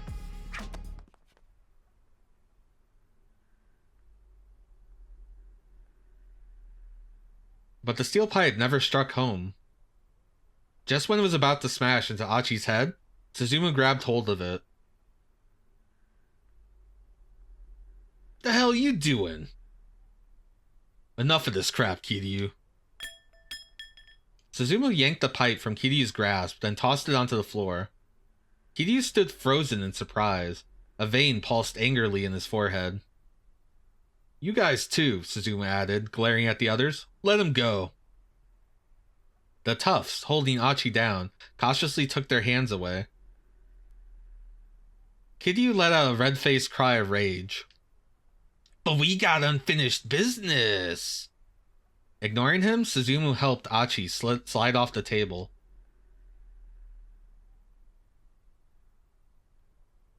Every man gets to make one request in his life that cannot be denied. Do you remember saying that? The words stirred up some bitter memories within Achi. Yeah, I remember. But you didn't grant me my request. No, I guess not. That's why I'm going to heed yours. No questions asked. Suzumu held out his right hand. Suzumu, you are... That'll make me the better man, finally. Achi reached out and clasped Suzumu's hands in his. Yeah, Achi said, letting his relief show in his face. You're quite the guy. Suzumu cracked a tiny grin. It was the sort of smile Achi had seen all the time back when he'd run with SOS. Suddenly, Suzumu staggered and dropped to the floor, falling too fast even to cry out. Kiryu had snatched the steel pipe back from the floor, striking Suzumu from behind once his back was turned. Yo, Suzumu, where are your guys? Who's got your back? The hell with this, he howled like a madman. SOS doesn't belong to you guys, not anymore. I won't allow it. Achi didn't flinch. SOS doesn't belong to anyone, he said. It's not mine, it's not Suzumu's, and it isn't yours. We're just a bunch of friends hanging out and having a good time. That's the only reason we get together. Nothing more, nothing less. He turned and looked slowly around the room. Hey, you guys. Do you all get together because someone told you to assemble? Do you get together to follow someone's orders? No, you don't. Of course you don't. The bar fell silent. Achi could see the young men who surrounded him exchanging glances. They could tell that his words rang true. Kiryu saw it too, and it only made him more and more agitated. Shut up! Enough with the warm fuzzies! Abruptly, he charged forward, giving the steel pipe a mighty swing. Achi managed to dodge the attack by a mere hair. If it had connected, the blow might well have knocked his head clean off. He quickly backed away. What's the matter? Kiryu taunted. How come all you do is run? The pipe crashed down onto the bar top. Bottles of beer and liquor smashed and scattered. Come on, what's the matter, Achi? Kiryu slammed his weapon into the pool table, sending balls scattering across the floor. Some of them collided with Suzumu. Ugh. Suzumu let out a faint groan. Smirking at the sound, Kiryu stalked toward him. Speaking of unfinished business. With a gleaming grin, Kiryu took aim at Suzumu's head, lifting the pipe up high. Stop! Before he could think better of it, Achi is rushing for his fallen friend. Heh, you dumbass. Without missing a beat, Kiryu shifted his weight and swung the steel pipe at Achi's temple. Achi responded with a fast high kick with his right leg. The steel pipe connected hard with his shin, but it was Kiryu who was sent reeling off balance. Kya! Achi pivoted and put all his might into a straight right to Kiryu's jaw. The blow struck home. Kiryu's head snapped back and he crumpled to the floor. There was a momentary hush of indrawn breath. Then the bar erupted in a wild clamor that practically shook the whole building. All eyes were fixed on Achi, marveling at what they had just seen go down. Heh. Sounds like folks were hoping for a little more of a fight. Suzumu got to his feet, his left hand clutching his right shoulder. You alright? Achi asked. Mostly. Guess my shoulder took the brunt of the blow. The gang members from Kiryu's faction rushed to their unconscious leader's side. Achi shot them a steely glare, and they gathered up Kiryu and dragged him out of the bar. I didn't go too far here, did I? Achi asked Suzumu. Is this gonna cause trouble for you? No, I figured Kiryu would pull something like this eventually. It was just a question of when. Right. I'm sure he's gonna gather up his own bunch after this. We'll probably wind up butting heads again. Suzumu didn't sound especially eager for that fight, but he didn't sound especially afraid of it either. Achi was still worried about a few things, but his friend had clearly grown as a leader. See, he did it. Anyhow, back to that story about you needing some manpower. Will the guys here be enough? There were around 30 gang members still in the bar. Achi looked each of them in the eye and turned. Some he knew from back in the day, while others were fresh faces. I was born and raised in this town. I'm fond of the friends I've met here, and this has always been a great place to have a good time. And today, right here in this town, I met someone who's very special to me. And I know this doesn't involve the rest of you, but I'm willing to protect her. Achi knew he wasn't he wasn't doing a great job of getting to the point, but the members of SOS listened quietly. And so it's like, he felt like a grade schooler who didn't know the answer to a difficult question. He fussed with his hair and frowned sheepishly. Okay, so I'm not sure how to really put this, but Shibuya is a special town to me because of getting to meet people like that. And maybe... No, I mean it's like that for you guys too, right? Or, no, right? Don't you love Shibuya? So help me with this town. Help me help this town. He bowed low and deep. I want to protect this girl who means so much to me, and the city that means so much to me as well. I know my answer. Suzumu clapped a hand on Achi's shoulder. Listen up, everyone. SOS's original founder is back in action. He needs our help, and I, for one, am ready to follow him into battle. What do you say? Suzumu's people let out a hearty cheer. SOS is back, baby! The SOS Brigade with Haruhi, Asahina, and Nagato, and Kyan. The anime no one knows what it is on Twitter. When Achi marched back into his home, followed by 30 members of his old gang, Hitomi and Kano were obviously overjoyed to see him. Their happiness raised his own spirits unexpectedly high. He felt a palpable sense of accomplishment. Alright, detective, Achi shouted, let's do this. His resounding cry echoed throughout the workroom, and the gang set out for the scramble. What's the matter? What's the matter? Hitomi asked Achi as they made their way through the busy streets. What's the matter with what? You look pretty pale. She peered good and hard into his face. Do I now? Are you tired or something? I mean, you've been kind of going out all out all day long, after all. Nah, it's nothing. Achi kept his voice nice and bright. I'm just a little hungry is all. We only had that one meal of ketchup spaghetti. Chat, can I ask? Chat? Ketchup spaghetti? Yay or nay? That's all I'll say. It's a little ketchup, little ketchup spaghetti with the little like hot dogs in it. I got 2 nays. I got a yes from Worlds of Rogue. Hello, Worlds of Rogue. This is what they ate earlier in the day. They had some ketchup spaghetti. I've been thinking about this for weeks, and it's still a firm no. So don't worry about me or Alphard either, okay? I swear I'll keep you safe, Hitomi. All right. Hitomi gave a tiny nod. Just leave it to me. Alphard's got nothing on this guy.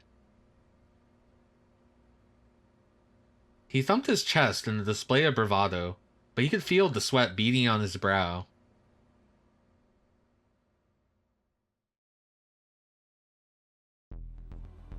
I might go back to Kano now that we're at...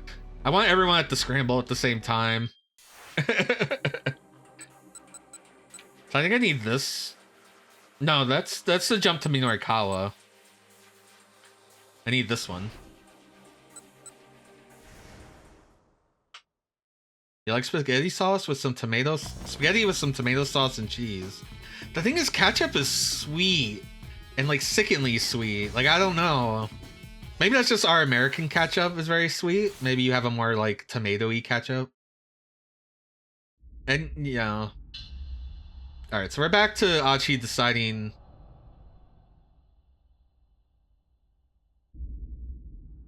We're back here at the lab. Not the lab, but Achi Endo's house. Achi's dad's, like, business.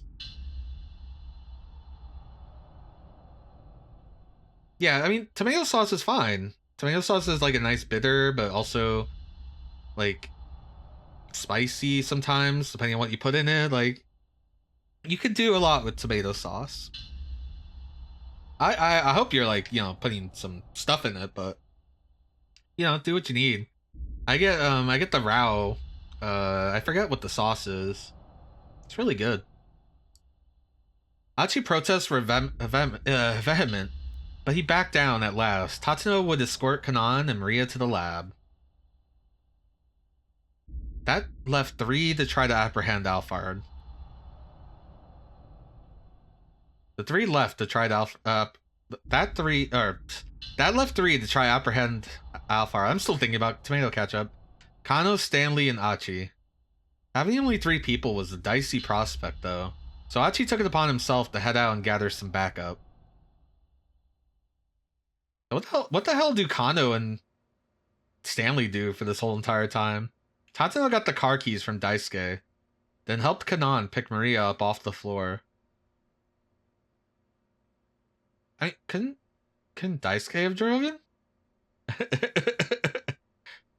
I mean, maybe we don't trust him, or maybe he's busy doing, like, cyber shit. I don't know. Kano watched him warily. There was no trace of the blood-curdling expression the older detective had shown when he was holding Maria at gunpoint. His face was that of a man with responsibility, the Tatsuno that Kano had always known. Are you sure you're okay with doing this? Hitomi asked Tatsuno. You might get infected. That doesn't matter. Don't worry about me. All I care about now is helping you two if I can. He hesitated, glancing down at the unconscious girl he held. By the way, have Maria's memories come back? Hitomi tilted her head. Her memories? I suspect she took a blow to the head when she was abducted. When I ran into her earlier, she didn't even know her own name. Well, she seemed like the same sister I've always known when she came in here. Good. Then her memory must have recovered. Kano was shocked to hear that Maria had suffered amnesia, but it explained why she hadn't contacted anyone after she'd been set free. Alright then, Tatsuno said. We'll be back. Carrying Maria, he and Kanan headed for the door. Detective Tatsuno. Kano called out, then paused, tongue-tied when Tatsuno stopped. There were so many things Kano wanted to say, but he couldn't find the words for any of them. Once Maria is safe, I'll turn myself in. Tatsuno kept his back turned. The words were like a dagger in Kano's heart. Once this was all over, Tatsuno would no longer be a detective, but a criminal. Kano knew there was no alternative, but still, the realization hit him hard. Detective Tatsuno. Stop your dithering, but... Never lose sight of what you're supposed to protect. Ever. Kano snapped back to attention at Tatsuno's words. Do you think Tatsuno has these words because of the murder of his friend Kotane? That he lost sight of her? I'm adjusting my camera. I hope that doesn't freak anything out. That was Dick Dictum number 1. The advice that had kicked off the whole Dick Diary. I'm not the one you should be worrying about right now, Tatsuno continued. We need to save Maria Osawa's life. And protect the people of Shibuya. Kano bit his lip.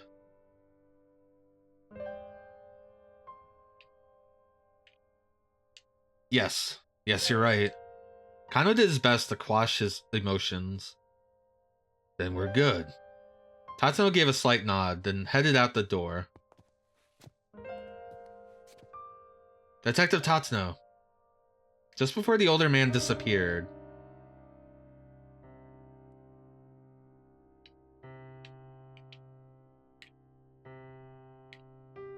I don't know which one Kano would do. Silent salute seems very dramatic. I'm doing that. Kano gave him a silent salute. It was a breach of protocol to salute while in plain clothes and without his cap. Still, it was the best way he had to let Tatsuno know how he felt. I'll leave the rest to you. Tatsuno took one last look over his shoulder before finally leaving the workroom. Tatsuno, playable character? Yes. I like his icon.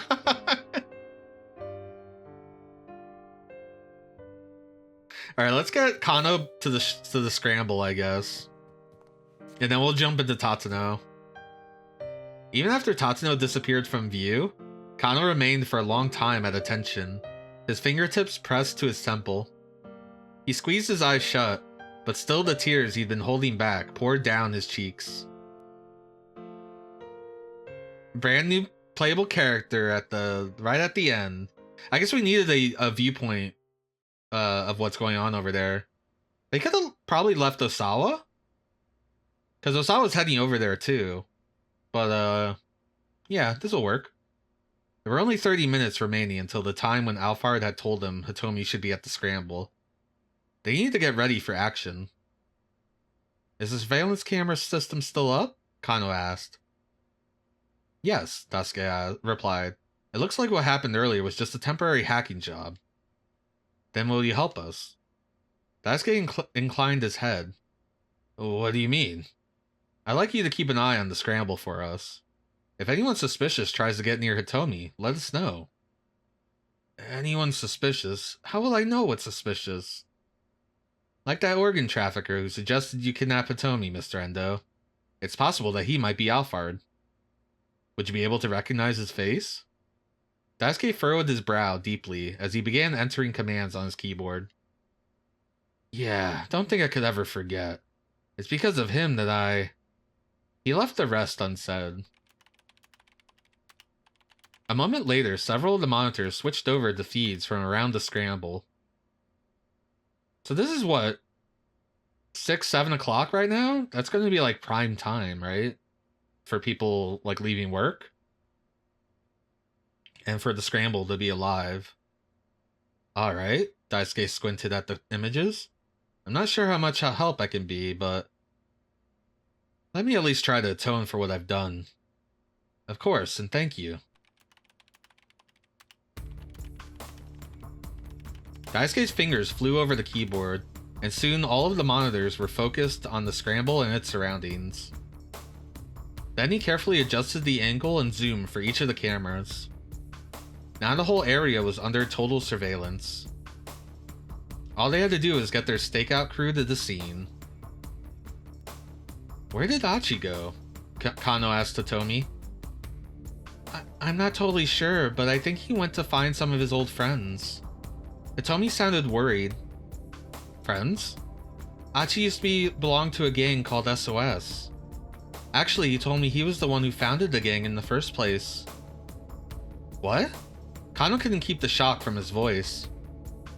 Achi was the founder of SOS? How bizarre that the two of them would wind up meeting each other this way. But I guess there was a big falling out between them. So I think he went to try and... But I guess there was a big falling out between them, so I think he went to try and win them back over. I don't know.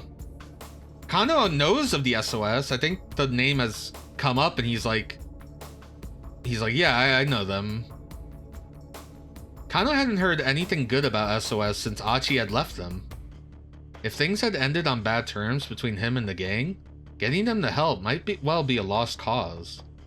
Even if Achi was able to gather some people up, how much would Kano and the others be able to trust them? Maybe Kano respects Achi because of what he heard about Achi's SOS. It'll be alright, Hitomi said, as if sensing Kano's thoughts. I'm sure Achi will bring back some of his old friends. And when he does bring them, I'm sure he'll choose people we can count on. You really trust him, don't you? Yes, Hitomi said without hesitation. Then a blush came to her cheek.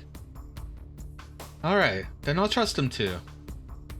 It would take about 10 minutes to get from Endo Electronics to the scramble. Kano turned to Stanley. Let's plan to head out by 6:50. Stanley gave no reply. He had withdrawn to the edge of the room where he stood, lost in thought, his expression uneasy. Yeah, where have you been the last, 10 minutes, Stanley? Kano decided to leave him alone for a bit. Taking a sheet of paper from one of the desks, he began drafting a plan for positioning Achi's reinforcements around the scramble.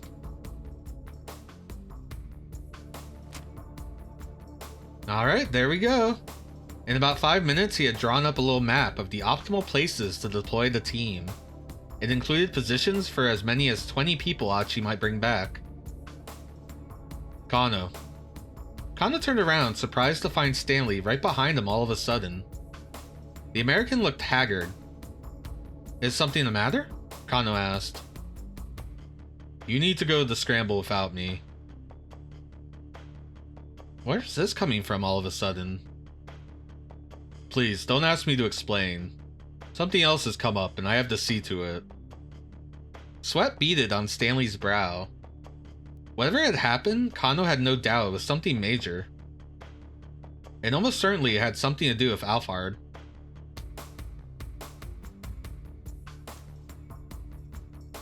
So here's the things we know about Stanley, right? We know that he's CIA. We know that Kanan told Maria that she can't trust Stanley. She gave her Stanley's picture. Her and Stanley had a confrontation in the hospital where they decided to call truce. Now, I don't know what Stanley's deal is, but it's possible that his people can't be part of this because that would cause some kind of international incident, maybe? If he was working with Alphard, like he had Hitomi at one point, right? All he had to deal with deal with Achi. So I don't think he would have taken them to Endo Electronics if he was involved. But we'll see how it plays out. They're bros now.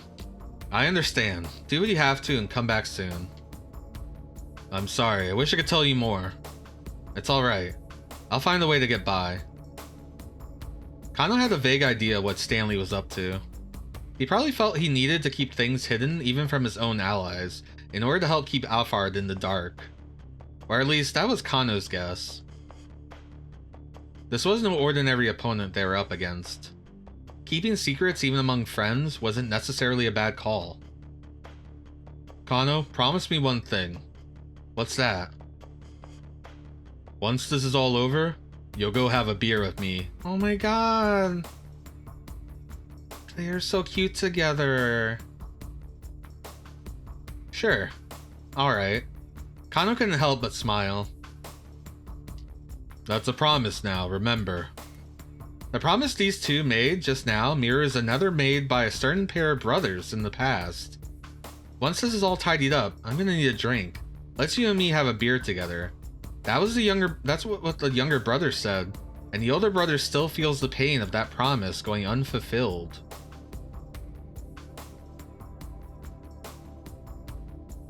Right now, before I click this, I'm trying to figure out who this is talking about. Achi only has a sister.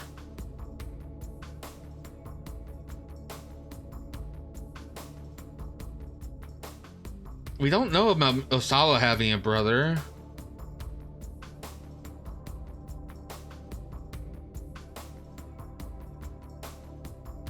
Is this Stanley? Okay. Okay.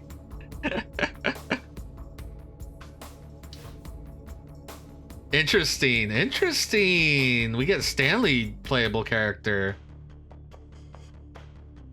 And with that, Stanley hurried out of the workroom. We have a jump point, but we can't use it yet. So we must be able to jump there from Tatano, maybe. Kano glanced at his watch. It was coming up on 6:50. Pretty soon they'd have to head for the scramble. But Achi still hadn't returned.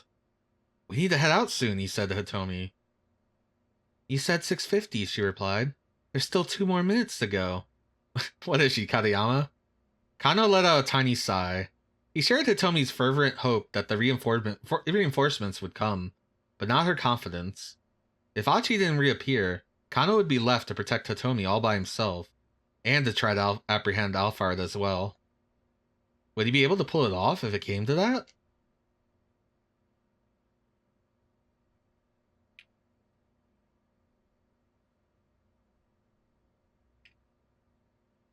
No, he'd never be able to do it on his own. He decided to wait for Achi, accepting that they'd be late. The clock kept up steady ticking. With each minuscule movement of the second hand, Kano felt a tightness growing in his chest. A minute passed, 2 minutes. Time was of the essence. They couldn't keep waiting any longer. Hitomi, I don't like doing this, or I don't like having to do this, but we can't wait any longer. Seeing the look of determination on Kano's face, she gave a tiny, reluctant nod. Alright, we have that keep out segment. So here's the question. So Achi's at the scramble. If you use the keep out for Kano, the next thing he'll be is at the scramble. So I think we use the Tatsuno jump, which is this one. Yeah, Tatsuno heads for the lab. I didn't realize there was such a big time gap. So let's go see what Tatsuno's up to.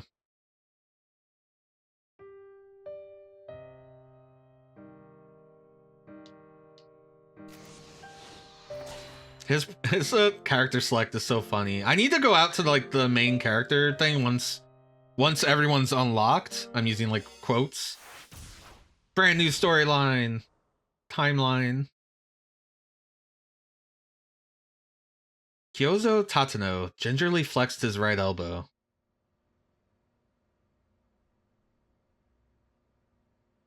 It was still a little sore, but it shouldn't interfere with his ability to drive. Does that hurt? Asked the girl called Kanan. No, I'm alright. Good thing I didn't kill you, she said, her tone matter-of-fact. You ought to thank that younger detective. If he hadn't stopped me, you wouldn't be here right now. Is that right? Tatsuno looked over at Kano. He was talking to Achi and the others about something. The last time Tatsuno had seen Achi had been back at Kotane's wake. He felt a strong surge of emotion, seeing how the boy had grown into a fine young man. Are you sure you don't mind driving? Kanon's voice snapped Tatsuno back into the moment. Yes, it won't be a problem. Back when she'd attacked him on that rooftop, she'd moved too quickly for him to even get a glimpse of her face. Now that he was able to get a good look at her, he was shocked by how young she looked.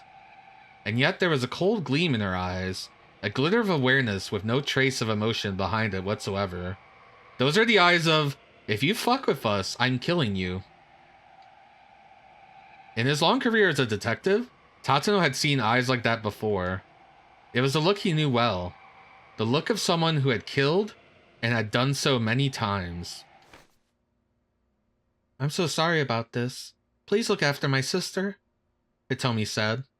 She bowed deeply. No, I'm the one who should apologize. Tatsuno would have liked to go on to say that helping now was the least he could do to atone for what he'd done earlier, but he stopped himself there.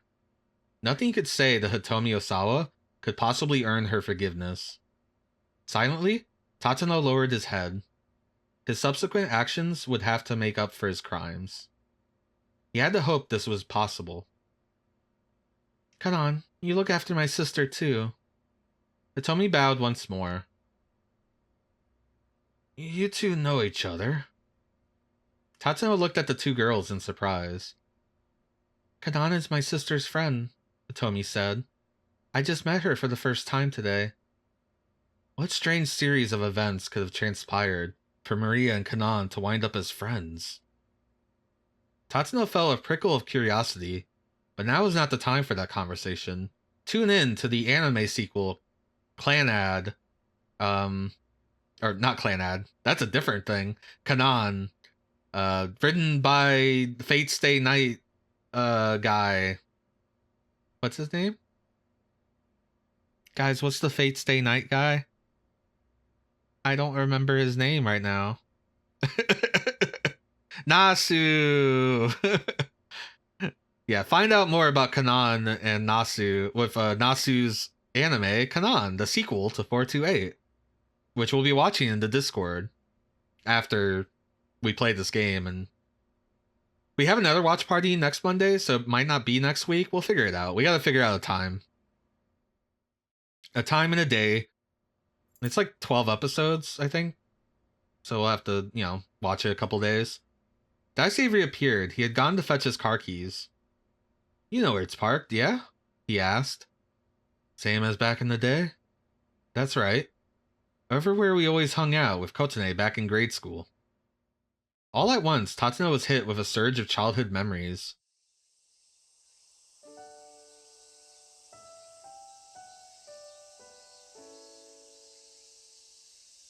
Yeah, Stanley's there. Tatsuno's not, but I guess if Tatsuno was there, it would probably give away that he was the...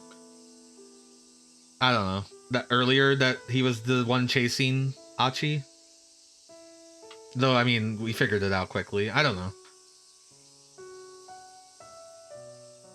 The sky was a piercing blue. The droning of cicadas echoed in his ears. A refreshing breeze brought intermittent respite from the heat. During summer vacation, they spend their days here in the parking lot behind Daisuke's house. As Tatsuno and Daisuke played near the stairs at the side of the lot, the blazing sun beating down on them, Kotane would always come along with some iced barley tea for them. Yay! The two boys would race to see who could drink theirs up the fastest. The cold and fragrant tea flowed down their welcoming throats.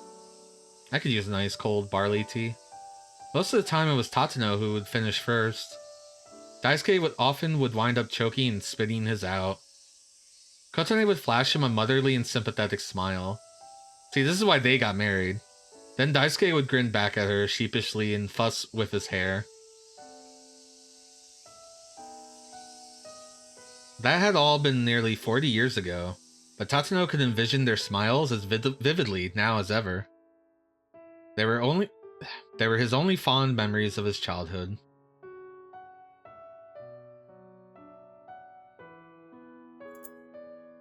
Tatsuno took the keys from Daisuke, clutching them firmly in his fist. Alright, he said, we'll be back. He lifted up Maria and, with Kanan, supporting her on the other side, began to head for the door. Then Kano called out to him. Detective Tatsuno, There was a look of sadness on the younger man's face. Don't let yourself become a detective like me. Tatsuno had the words right on the tip of his tongue, but he swallowed them back down.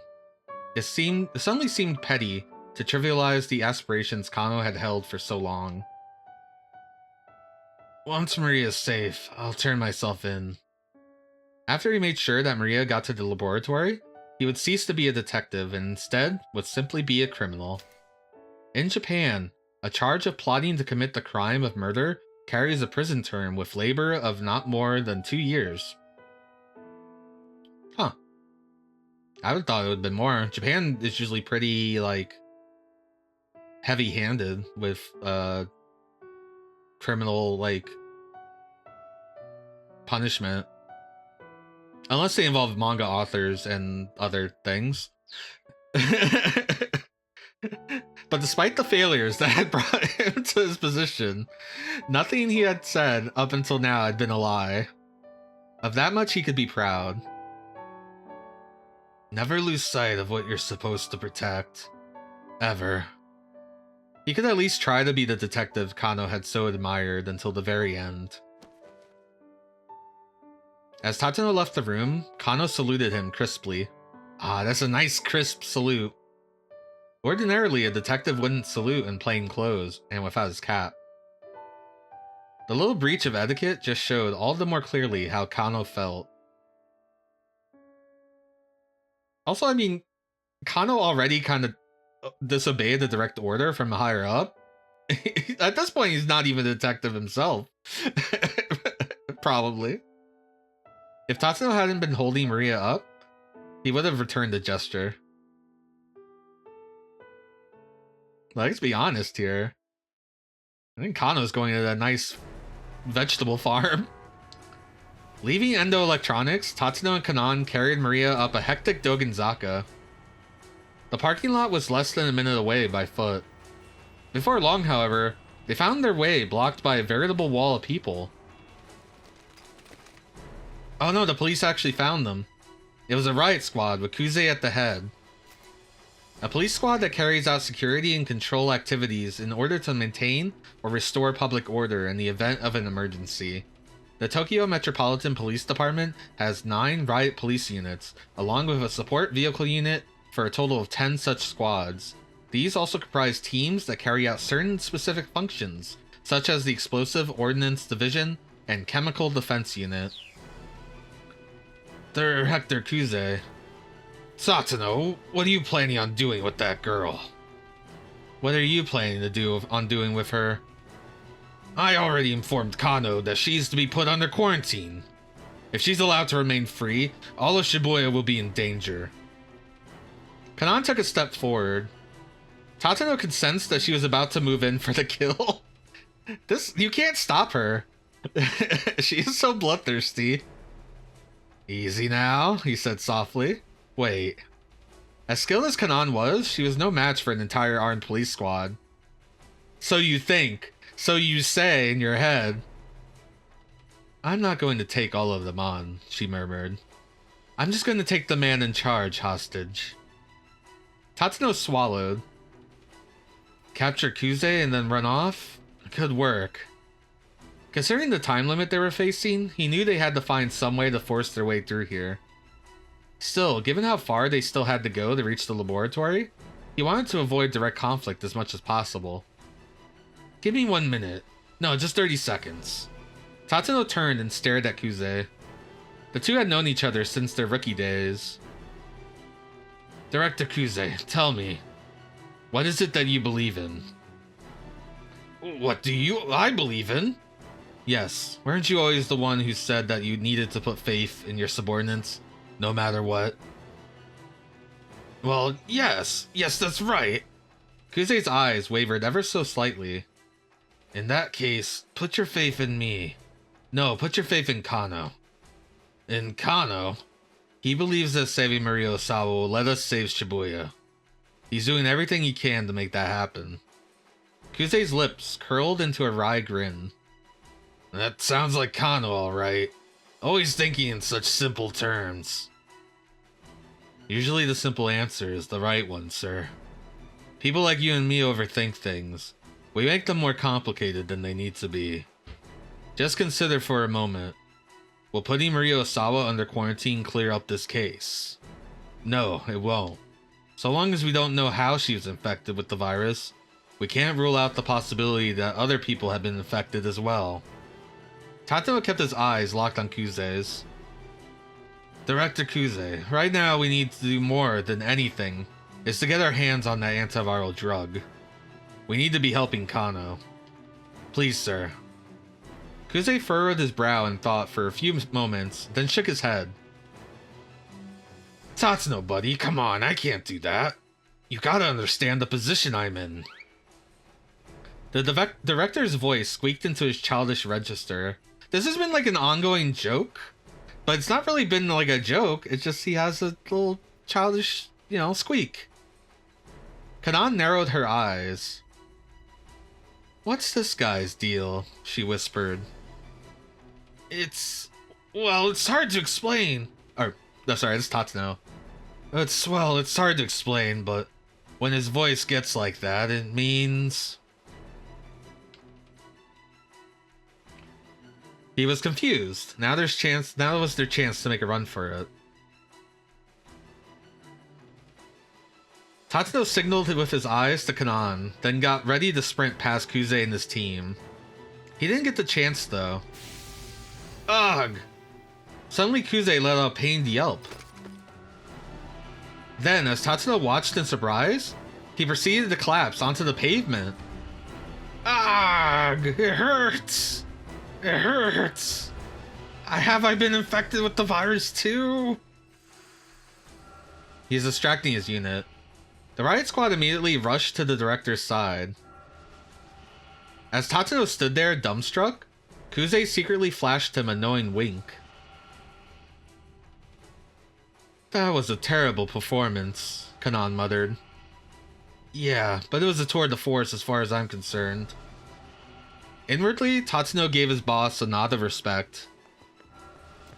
Slipping past the riot squad, he and Kanan headed for the parking lot.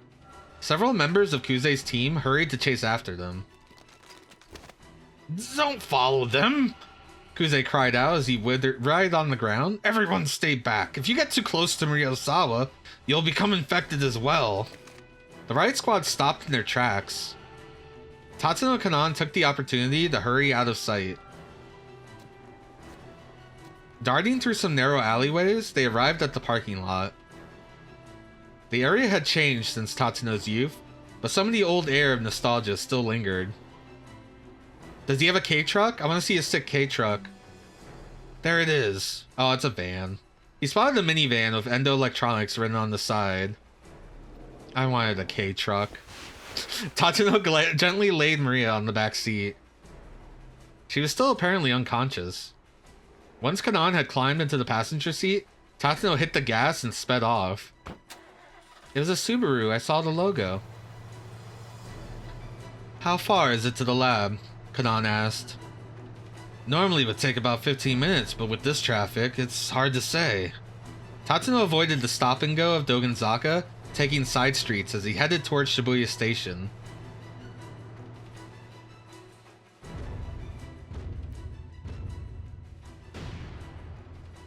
Now it's time to run down your fellow policemen. Once they had re-emerged on the main thoroughfare, however, he spotted a checkpoint set up ahead. Barricades and armored vehicles were blocking the road. The scale of the security effort showed just how grave the situation truly was. Tatsuno hit the brakes. "What do we do now?" Oh, that was Kanan. "What do we do now?" Kanan spoke without taking her eyes off the barricade ahead. Tatsuno thought for a few minutes before arriving at an answer.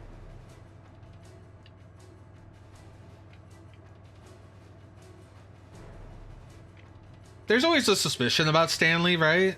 Because of the thing Kanan said about him, because of his mysterious appearance, because he is hiding something, which, you know, he is. He pretends to be a U.S. ambassador liaison kind of security, but he's actually CIA. But yeah, we actually still don't know what Stanley's deal is.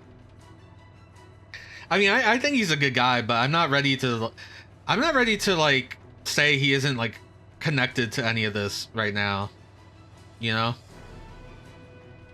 Like, there's a reason that the terrorists are like a foreign syndicate made up of mostly like Americans, right?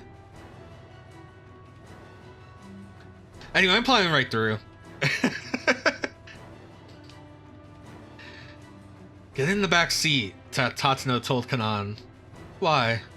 "I want you to hold on to Maria so she doesn't fall." A feisty grin came to Kanan's face. "You've got it." Kanan quickly clambered into the back, and Tatsuno gunned the accelerator. It's do or die now. Tatsuno clenched his teeth as the van picked up speed. I mean, Kanan is ready for murder, period. And it's just, to her, in her head, it's just a bunch of cops, like... Aww. Then a patrol car came roaring out of a nearby side road. What the? Reflexively, Tatsuno eased up on the gas. The police cruiser cut in front of the minivan, turning the head right toward the roadblock. This poor guy. Crashing into the barricade, it plowed on through, not stopping until it slewed up onto the curb beyond. Who is this? The car's impact had made enough space for another vehicle to slip through its wake. Alright, here goes. The minivan barreled on through the checkpoint. Tatsuno wondered who in the world had been driving the cruiser. Tatsuno's phone rang and he picked up as he sped onward. Were you able to break through safely?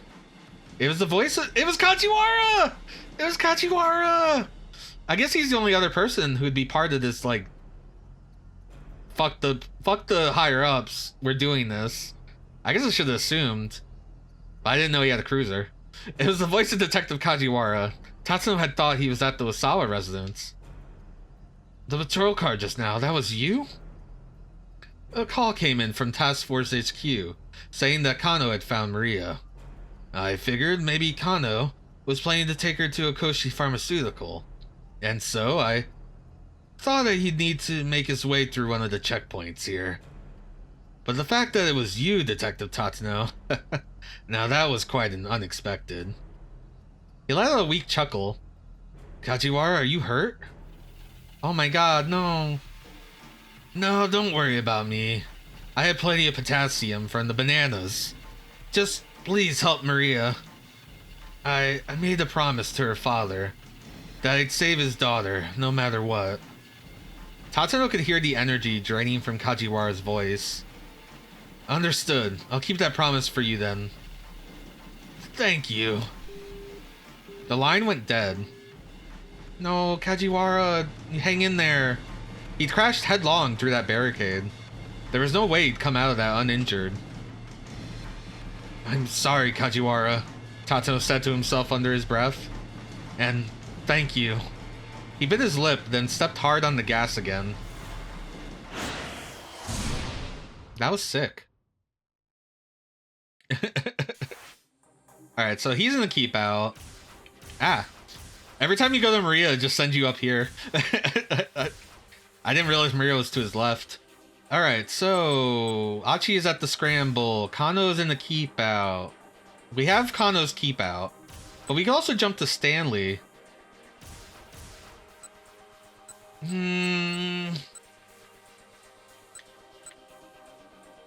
Stanley goes on his own.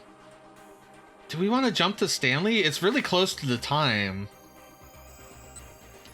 I guess we do it. Brother. He did tell a story, right, about his brother or something? I don't remember.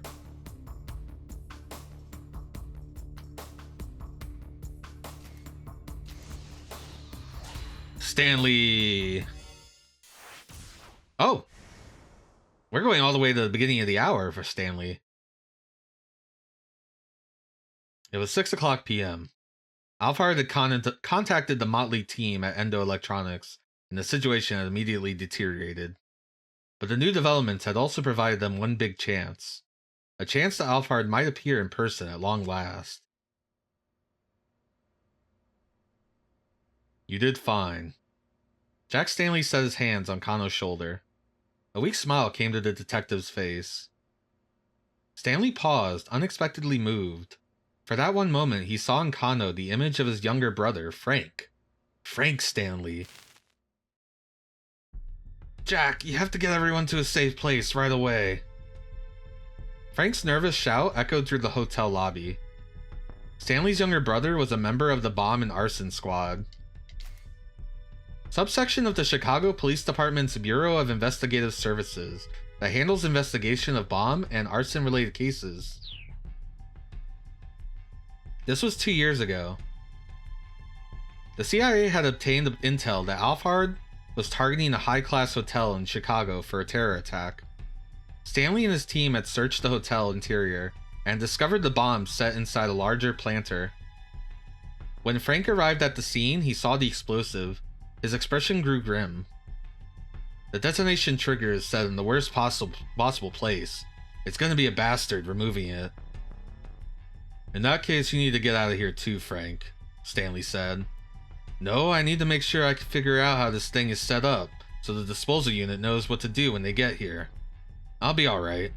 Look, you can probably see it from back there. Stanley could indeed see the small explosive from where he stood.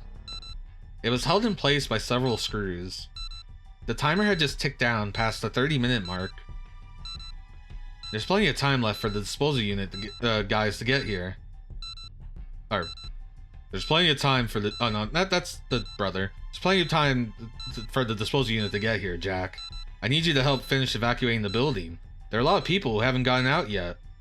But Stanley hesitated. Yeah, I like it. It's nice. Yeah, this is very TV crime drama. Which, I mean, Japan loves their detective dramas, too. From a cold and logical perspective, Frank was right. He had a job to do, and if Stanley listened to his personal feelings and tried to usher his people out of there, or his brother out of there, a lot of innocent people might die. Alright, he said. I understand. Heck, if we had something as simple as some dry ice, we could just freeze this thing. Frank grimaced as he eyed the bomb.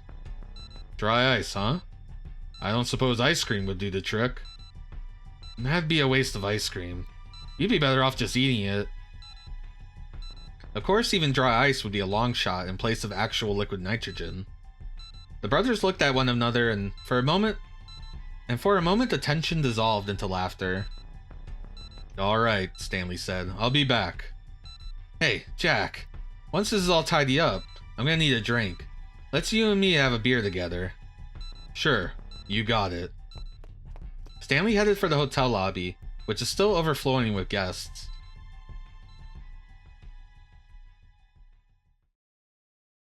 You made the right choice here. Stanley gave Kano a thump on the back, and the detective cracked a tiny grin. What about my choices, though? Debating his own next move, Stanley stepped away from the others and took out his cell phone. He made a call to his superior, Gordon. So that's where Stanley has been the last, half hour. It's me, he said. What's the situation? I hear the Japanese police want to put Maria Osawa under quarantine. I'm assuming that's on your orders, sir? It is. There are too many important people in Shibuya. We can't allow that virus to get loose. Besides, we know that Alphard is after Hitomi Osawa. There's no reason to leave Maria at large any longer. If you put Maria Osawa under quarantine, she is going to die. I know that, but there will be far fewer victims as a result. Gordon's words made something inside Stanley snap. In that moment, he lost any inclination to report that he was with Maria. Failure to do so would be dereliction of duty on his part. He knew that well enough. He knew it, but the fact couldn't overcome his revulsion at Gordon's callous attitude toward Maria. Victims are still victims, he said. What was that? Nothing, sir. I'll continue my operation to apprehend Alphard. Stanley hung up the phone. He didn't care if his superiors took action against him once this was all over. They intended to sacrifice one person in order to save the lives of countless more. From a purely objective standpoint, it was the right call. But what if that person was a loved one? What would they have done then? The dilemma gnawed at the back of Stanley's mind. He couldn't shake the feeling that it was wrong to just accept the lesser of two evils, to sacrifice an innocent for the greater good. No, damn it. He would save that one life, and then save the lives of the many. He needed to find a way to avoid the so-called easy way out, no matter what it took. He wasn't about to add a second big regret to his life. Not this time. Saving Maria was the right thing to do. His judgment wasn't wrong of that, he was sure. He reaffirmed that to himself inwardly, over and over.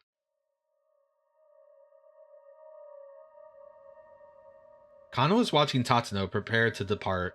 The group had put together a reasonable plan of action.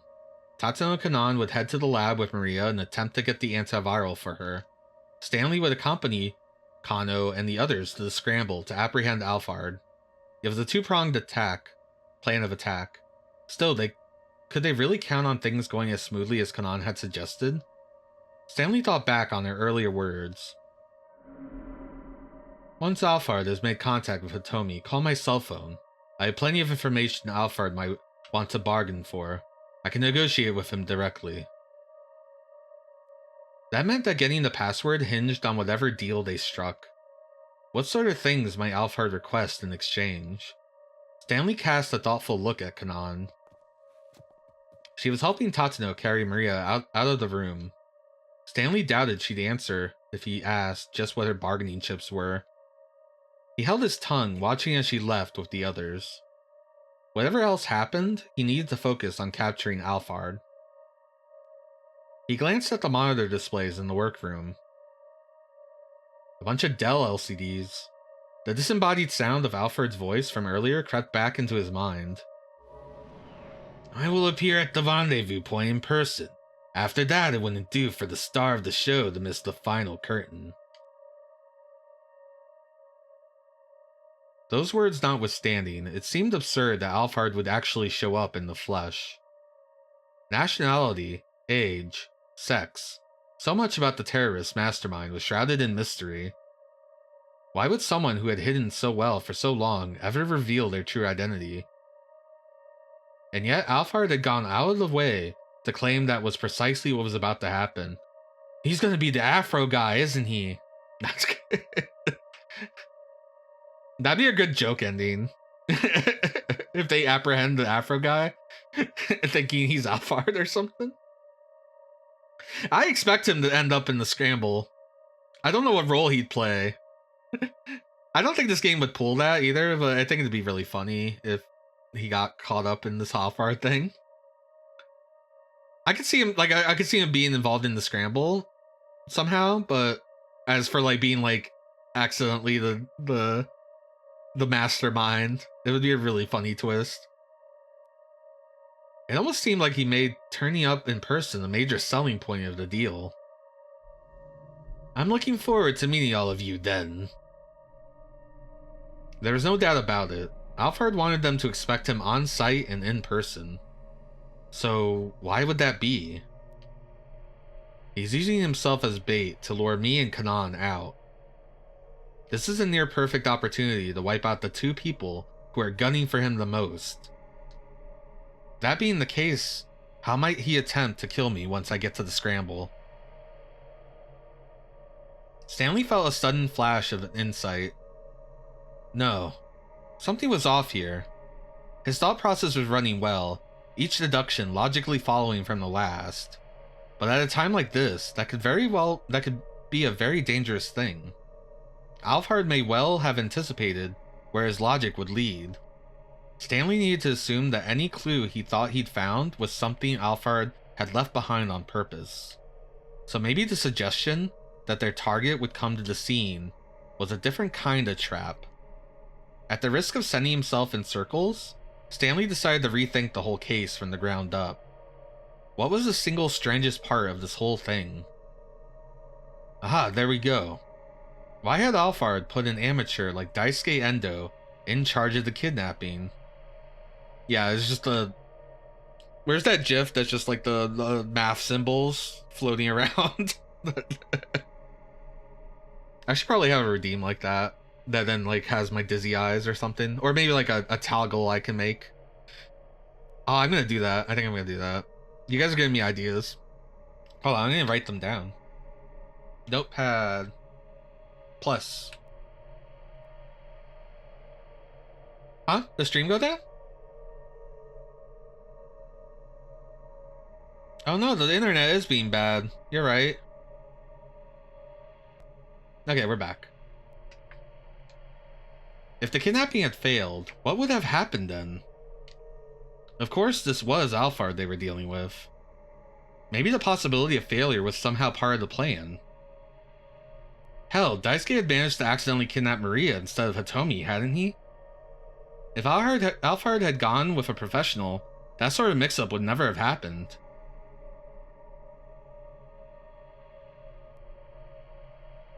I have to select it right now. There is a way I can make it activate based on like my eyebrows and like expression. I haven't set that up. I need to switch to a new program to do that. I'm gonna ask my one friend who knows Warudo very well to help me like set it up. And yet, even if that degree of uncertainty was acceptable or even desirable, using Daisuke seemed like far too big of a risk. There must be some other motive for bringing in Daisuke into the plan. Oh, my right arm hurts. I've been using my right elbow on my right, like, chair arm, you know, thing, and it kind of hurts. Of course, advantage. Using Daisuke must have provided some important advantage that outweighed its flaws. It was the only thing that made sense. Which meant the reason Alphard had Daisuke carry out the kidnapping was...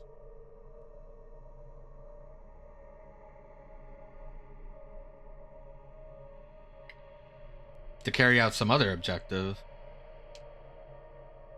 He'd set up the kidnapping, devised the ransom relay, and kept the full attention of the police on that. All the while Alphard himself was working towards his true goal, getting Hitomi's blood. Which meant that Daisuke kidnapping Maria by mistake had in fact been a misstep. That was why, in the end, Alphard had proposed trading the password for Hitomi's blood. Could that really be it? Stanley decided to take it up with the man himself. Mr. Endo, let me ask you something. Did you know Hitomi had a twin sister before the kidnapping? I didn't, no. So when did you find out? After I had Maria kidnapped. The organ trafficker took one look at her and said I had the wrong girl. Said I was supposed to have abducted the younger one. He never mentioned Hitomi having a twin before this all started. No. If I had known, I'd been a lot more careful. Alphard had certainly known that the Osawa girls were twins. But despite the added risk that fact implied, he hadn't told Daisuke. There's only one logical conclusion. Daisuke's mistake hadn't been an accident.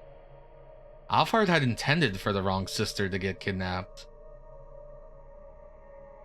By using an amateur, Alphard had set up the police to write off Daisuke's kidnapping of the wrong target as a simple misstep. Had Daisuke been brought in simply in the name of camouflage? But why? Alphard was after Hitomi's blood. Daisuke was after Hitomi's heart. They both wanted the same thing, so why target Maria instead? Stanley's train to logic had run out of steam again. Still, he was sure he was on the right track. He just needed to keep following until he found out where that track would lead.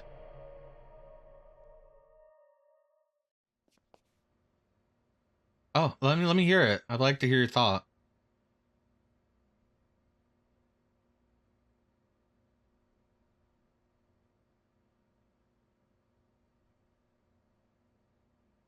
Maybe I'd put like a pillow here? Yeah, that might work. It only happens when I use a controller. I guess mouse and keyboard I also end up hurting my elbow. It also only happens when I play something on the computer. If I play something on the TV, it doesn't happen, usually.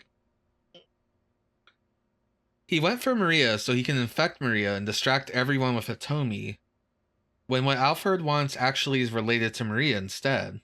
Kanan specifically, possibly. It's possible. I mean, he already has the UA virus, right? Obviously, him having the only cure for the UA virus makes the UA virus very powerful. But, you know, it is possible that, because he could have grabbed Hitomi and had the blood right away, right? Since Daisuke did not know that they were twins and he left out that information. And they were both supposed to be at the party. There was always the possibility that he'd bring the wrong person. It's interesting to wonder why. We know that Kanan works for, like, special forces in the Middle East and, like, has, like, knowledge of things. Which, I mean, she said it herself. She has quite a number of things that she can bargain with.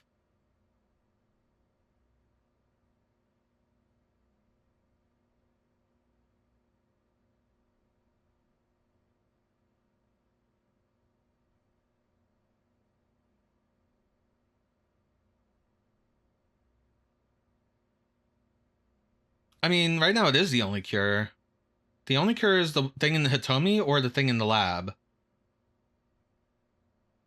Right?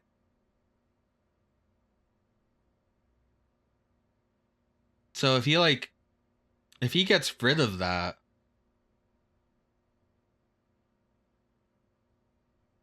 no, but yeah, you're right. He would have Hitomi, he would have the antibody, but the antibody in the lab was still there. He never destroyed it.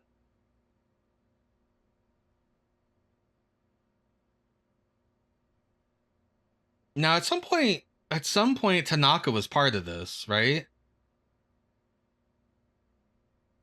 So what does... Tanaka is at some point part of this, and Tanaka has the half of the password to get to the antibody. The antiviral. I'm gonna let it play out right now, but yeah, I mean, we're all thinking. We're all having big thoughts. Where's the storeroom where you were keeping Maria? He asked. Daisuke hung his head. It's out behind the shop. Why do you ask? Would you mind showing me? There's something I'd like to check. At this point, he needed to go back over everything, right from the beginning. He followed Daisuke out to the storeroom. Speaking of the storeroom, Daisuke said as they were walking to the back part of the building, there's something I've been wondering about. Oh. Just how did Maria manage to escape in the first place? You're certain you locked her in? Stanley asked. Daisuke nodded. At 8 o'clock this morning, the organ trafficker came by to check up on her. I made sure to lock the place back up after he left. I see. That visit must have been when Maria was injected with the UA virus. It makes sense based on a working timeline of when we expect her to go symptomatic. When they got to the storeroom, they spotted the padlock that had held it shut, lying broken on the ground. So we know that the SOS kids are involved in this, right? The two kids on the couch that were stealing. They mentioned the storeroom. They mentioned Endo Electronics. And they mentioned their boss getting pissed at them. Now, obviously, Suzumu didn't know. So they must be talking about either Kiryu or someone else, right? They're the ones that broke the lock. Probably with the promise to get some goods. Daisuke picked it up, then opened the storeroom door. Ah, look at this mess. It was obvious immediately that merchandise had been stolen.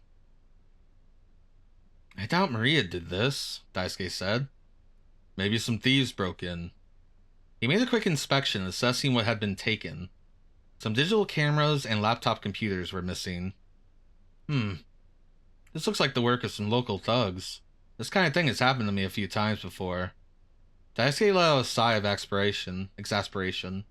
Stanley, meanwhile, was carefully looking around inside the storeroom. Where did you have Maria Osawa? He asked. Behind those cardboard boxes. The boxes he indicated were piled high, closing off one corner of the room. If Maria were unconscious behind them, the burglars might as well have never noticed her. So Maria was able to escape from the storeroom thanks to the burglars. Burglars breaking the lock, Stanley mused. Just what impact had that stroke of misfortune had on Alfred's plan, he wondered. What had Alfred planned to do with Maria if no one had broken in?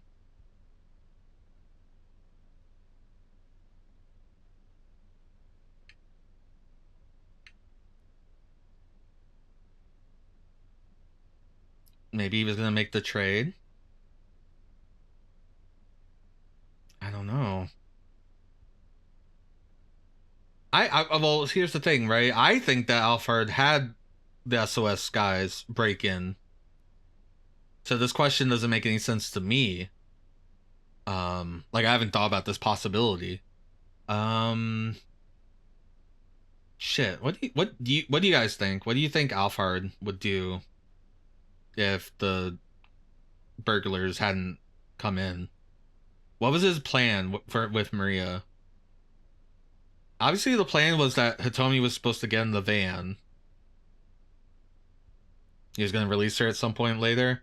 I mean, he has to release her, right? She is infected at 8 in the morning. Yeah. He was going to release her at some later time. Since he'd gone through the trouble of infecting her with the virus, it only made sense. and Stanley could only think of one reason to release an infected Maria. To turn Shibuya into ground zero, for a pandemic that would sweep through all of Tokyo. A virus with a mortality rate of 100% would have spread throughout the region before anyone even realized it. It would be impossible even to calculate the scope of such a disaster. Oh, the stream is misbehaving again? One sec. And we're back. Hello. Just want to give people a chance to get back in. Sorry about that. We had a huge internet interruption, and I decided it was time to do something about it. And, you know, trying to talk to internet providers, I'm not going to name any names. It takes a long time to get humans, and then to get the humans to do anything. But we're back. Stanley has been pondering this for the last hour, it seems, that we've been out.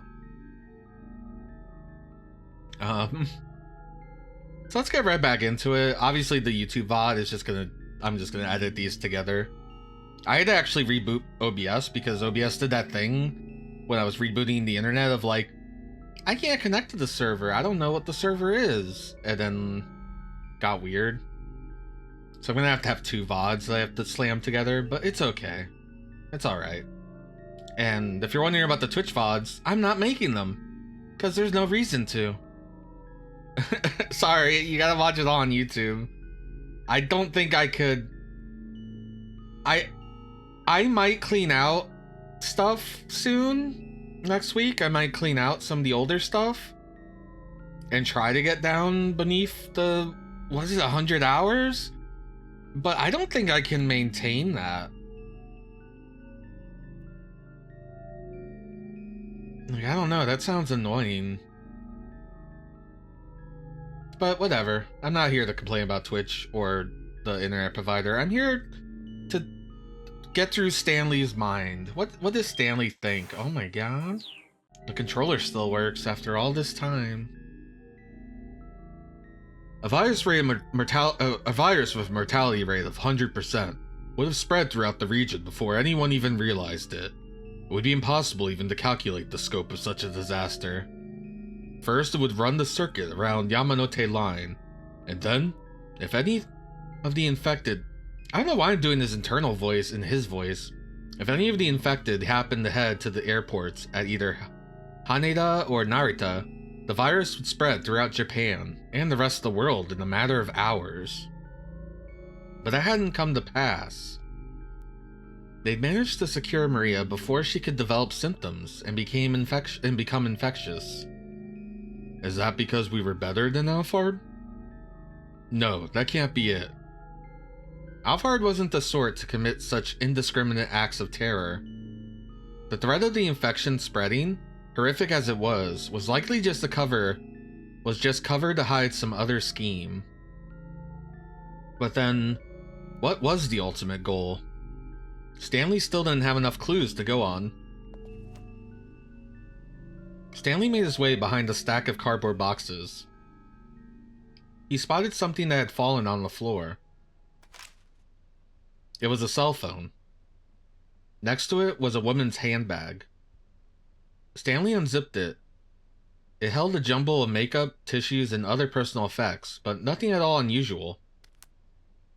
If he was going to find any clues here, it would probably have to be from the cell phone. He tried turning it on.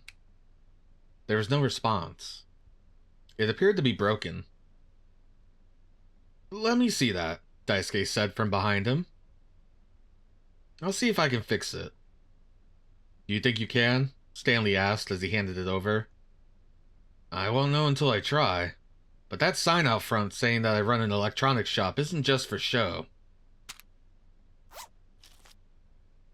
Turning his attention back to the handbag, Stanley searched it more thoroughly and found the photograph tucked inside that he'd overlooked on his first inspection. Oh, this is the photo Kanan gave Maria. What the hell? He stared at the image, swallowing the lump in his throat. Or maybe it's not, maybe it's something else.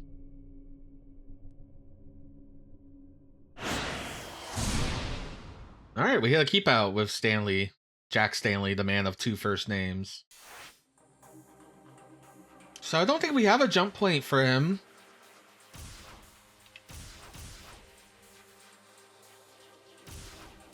Why did we stop Tatsuno's adventure?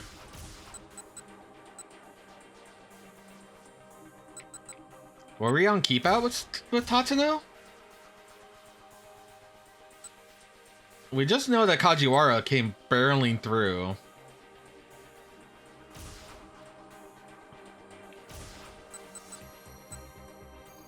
Achi... Yeah, I know Achi isn't in keep out. This jump point is for Kano.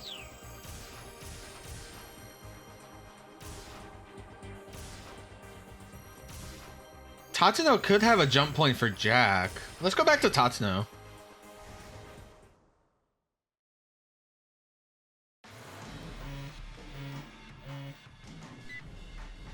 Right, he had the phone call. Ah, it's not letting me.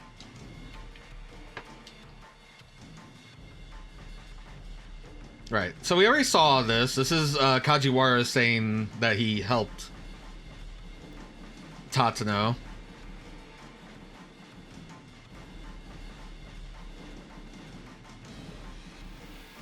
Ah, Kajiwara, you're my favorite character.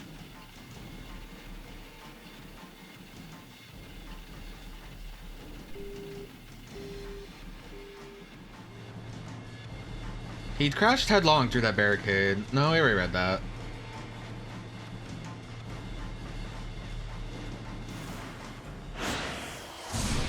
Okay, we were in keep out. The tacos are so good. I'm glad you had a good taco. So I'm guessing we need to jump into Achi. Everyone's in keep out right now, except Achi.